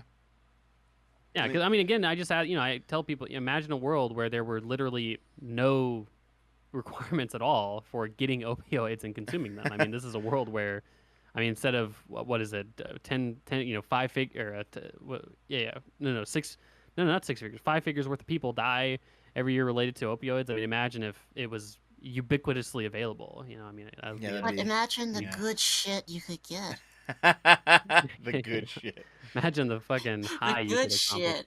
Yeah. Yeah. Listen, I would love the I mean, opportunity. yeah, I would love the opportunity to head over to Demon Mama's house and get the best possible opioids out of her fucking bathtub, dude. That'd be great. Yeah. I mean, that's where I differ from a lot of like pure libertarians. Like, I don't think fully legalizing drugs makes sense because, you know, on the axes of like, you know, addicting and then bad for you. So you've got like y-axis addicting, x-axis how bad is it for you. There are some substances that are so far onto the top right corner of that graph that they just shouldn't be allowed to be legally sold. Right? Now, I don't think anybody should go to jail for. Yeah, nobody should go to jail for doing drugs. I think that if you're addicted to something, I don't think prison is a way to solve that problem. But when it comes to like openly distributing that drug and manufacturing it, no, I mean that should be illegal, and certainly in some circumstances. So, yeah. Or in the case of opioids, like it's the difference between weed and heroin. You know, weed's fine, heroin will fucking destroy everyone. So like maybe we shouldn't allow heroin. Right. Yeah, they both chill you out, but one will ruin your life basically. So Yeah. yeah. Let's see here. Silver Camaro for $5. Thank you. It's kind of like how the left shows the few clips of cops doing bad things and pretend that somehow represents all cops as a whole. That's true. Yeah. And that's like the inverse of the libs of TikTok with like the LGBT teachers thing, There's always bad apples, but simply shining a spotlight on the bad apples makes people think that they're more normal than they are, or more common than they are, let's say. Yeah, I agree with that. Not all cops are bad. Ren McManus for $5. The problem is that we are not implementing any standard rules for what is or is not appropriate. I think that has to do with the teacher's conversation from the beginning as well. Yeah. Hey, listen, all you rightoids in the chat right now, guys, you're here talking about the teachers. That involves more government regulation. In a free market, you would have teachers indoctrinating all your kids with the most LGBT shit you can imagine. You're asking for You're asking. Depends, but hey, it's a mixed bag. You are asking for more government regulation on the teachers, guys. Come on. Okay, let's see. Hey, that is true. That is advocating for restrictions on freedom of speech. Durka $5. Will Econoboi disavow that? Hold on. Wait, this is a bit strangely worded. Hold on. There's a disavowal coming though. Apparently, will Econoboi disavow? Disavow now. Will you disavow teachers teaching sex acts and telling kids that gender isn't real? Yeah. So again, I think that when we were talking about, I just have to know what you mean when you say teaching sex acts, because it seems like some conservatives are of the opinion that like even a very basic sexual education is what do you call it? Inappropriate, right? Yeah, exactly. Yeah. So, for instance, like an adult touching like a young boy's penis, like that's a sex act, right? But if I tell a kid, hey, like if I'm a teacher of a 6 or 7 year old class of students or whatever, and I say, to the boys, because at least in my sex education was actually segregated, so it was like the boys go in one room and the girls go in another. If I'm in a room full of boys and I say, hey, if a grown person touches your penis, that is not okay, and you should tell a trusted adult about that, a teacher or a police officer, your parent or something like that about that. Like I'm telling them about a sex act, but that's the different. The chat is now saying he's saying no. He won't do it. He won't disavow. He won't do it. Oh God. Well, I mean, I think I said already earlier in the stream, right? Which was that we seem to all agree that if you're teaching kids like explicit sexual material, right? If you're showing them like the equivalent of porn, or saying like that whatever that book was, where like the girl's blowing a guy and getting jizz all over or something. Oh fuck! Like, oh my God, that was ridiculous. Jesus, I remember seeing that's obviously not appropriate for a 6 or 7 year old, right? For young kids, that would be like that would be crazy. And so, like explicit sexual acts, the answer is no. Like I would not. I do not think the school should be teaching kids like fucking what doggy style and shit is, and like facials and stuff. But okay. Yeah, what was the second part of the question? There's like 2 parts. We're running out of time, so I'm just going to ask you this: do you? I think it says like teaching kids that gender isn't real. Yeah. I don't know. Does that even happen? Yeah, I don't think that even happens. I haven't heard anything about that. I don't know. Yeah. I mean, gender's it's obviously probably real. the same thing. Like there might be. I'm sure maybe some crazy ones too. I haven't seen evidence of it. I've looked. I haven't seen evidence of that. Yeah. One. Yeah. It might be the same thing where like maybe there's some school districts that have different, sort of nebulous policies in that regard. So like, I don't know. Like I don't. So I don't know most people that would say gender is not real. The question is just, is gender a social construct, right? And for me, I don't really see a big problem with teaching kids like, hey, some people have penises and they identify as non-binary and their pronouns are they, them. Like to me, that's a fairly descriptive understanding of the world that surrounds children. That's not judging like whether or not people are correct in identifying as non-binary or identifying as trans. But descriptively, it's like, hey, if you see someone who is like masculine presenting and they say they're non-binary, what does that mean, right? This is what that means, and this is how you should refer to that person, at least if you want to respect them. I just don't see the problem with that personally. That's a descriptive lesson. It's not assigning any morality or any weight to it. Econoboi, do you disavow Penis Inspection Day? What is that? I've never even heard of this. Are you serious? What's penis inspection day? No, Hold on. what are you Okay. talking about? You haven't heard of Penis Inspection Day? Give me a second. I Then. mean, I can imagine Never what heard it about is. the Penis Inspection Day beam. It's not a Everybody meme. has Penis Inspection Day. Everyone has Penis Inspection Day at school. Okay, here we go. Give me a second. I'm gonna pull it up. Here, you'll be able to see this. Econoboi, just take a look. There it is. And I'll pull it up on screen real quick so you can read this out, okay? Mandatory penis inspection. Okay. Academy of Information Technology Here it is, guys. and Engineering. Yes.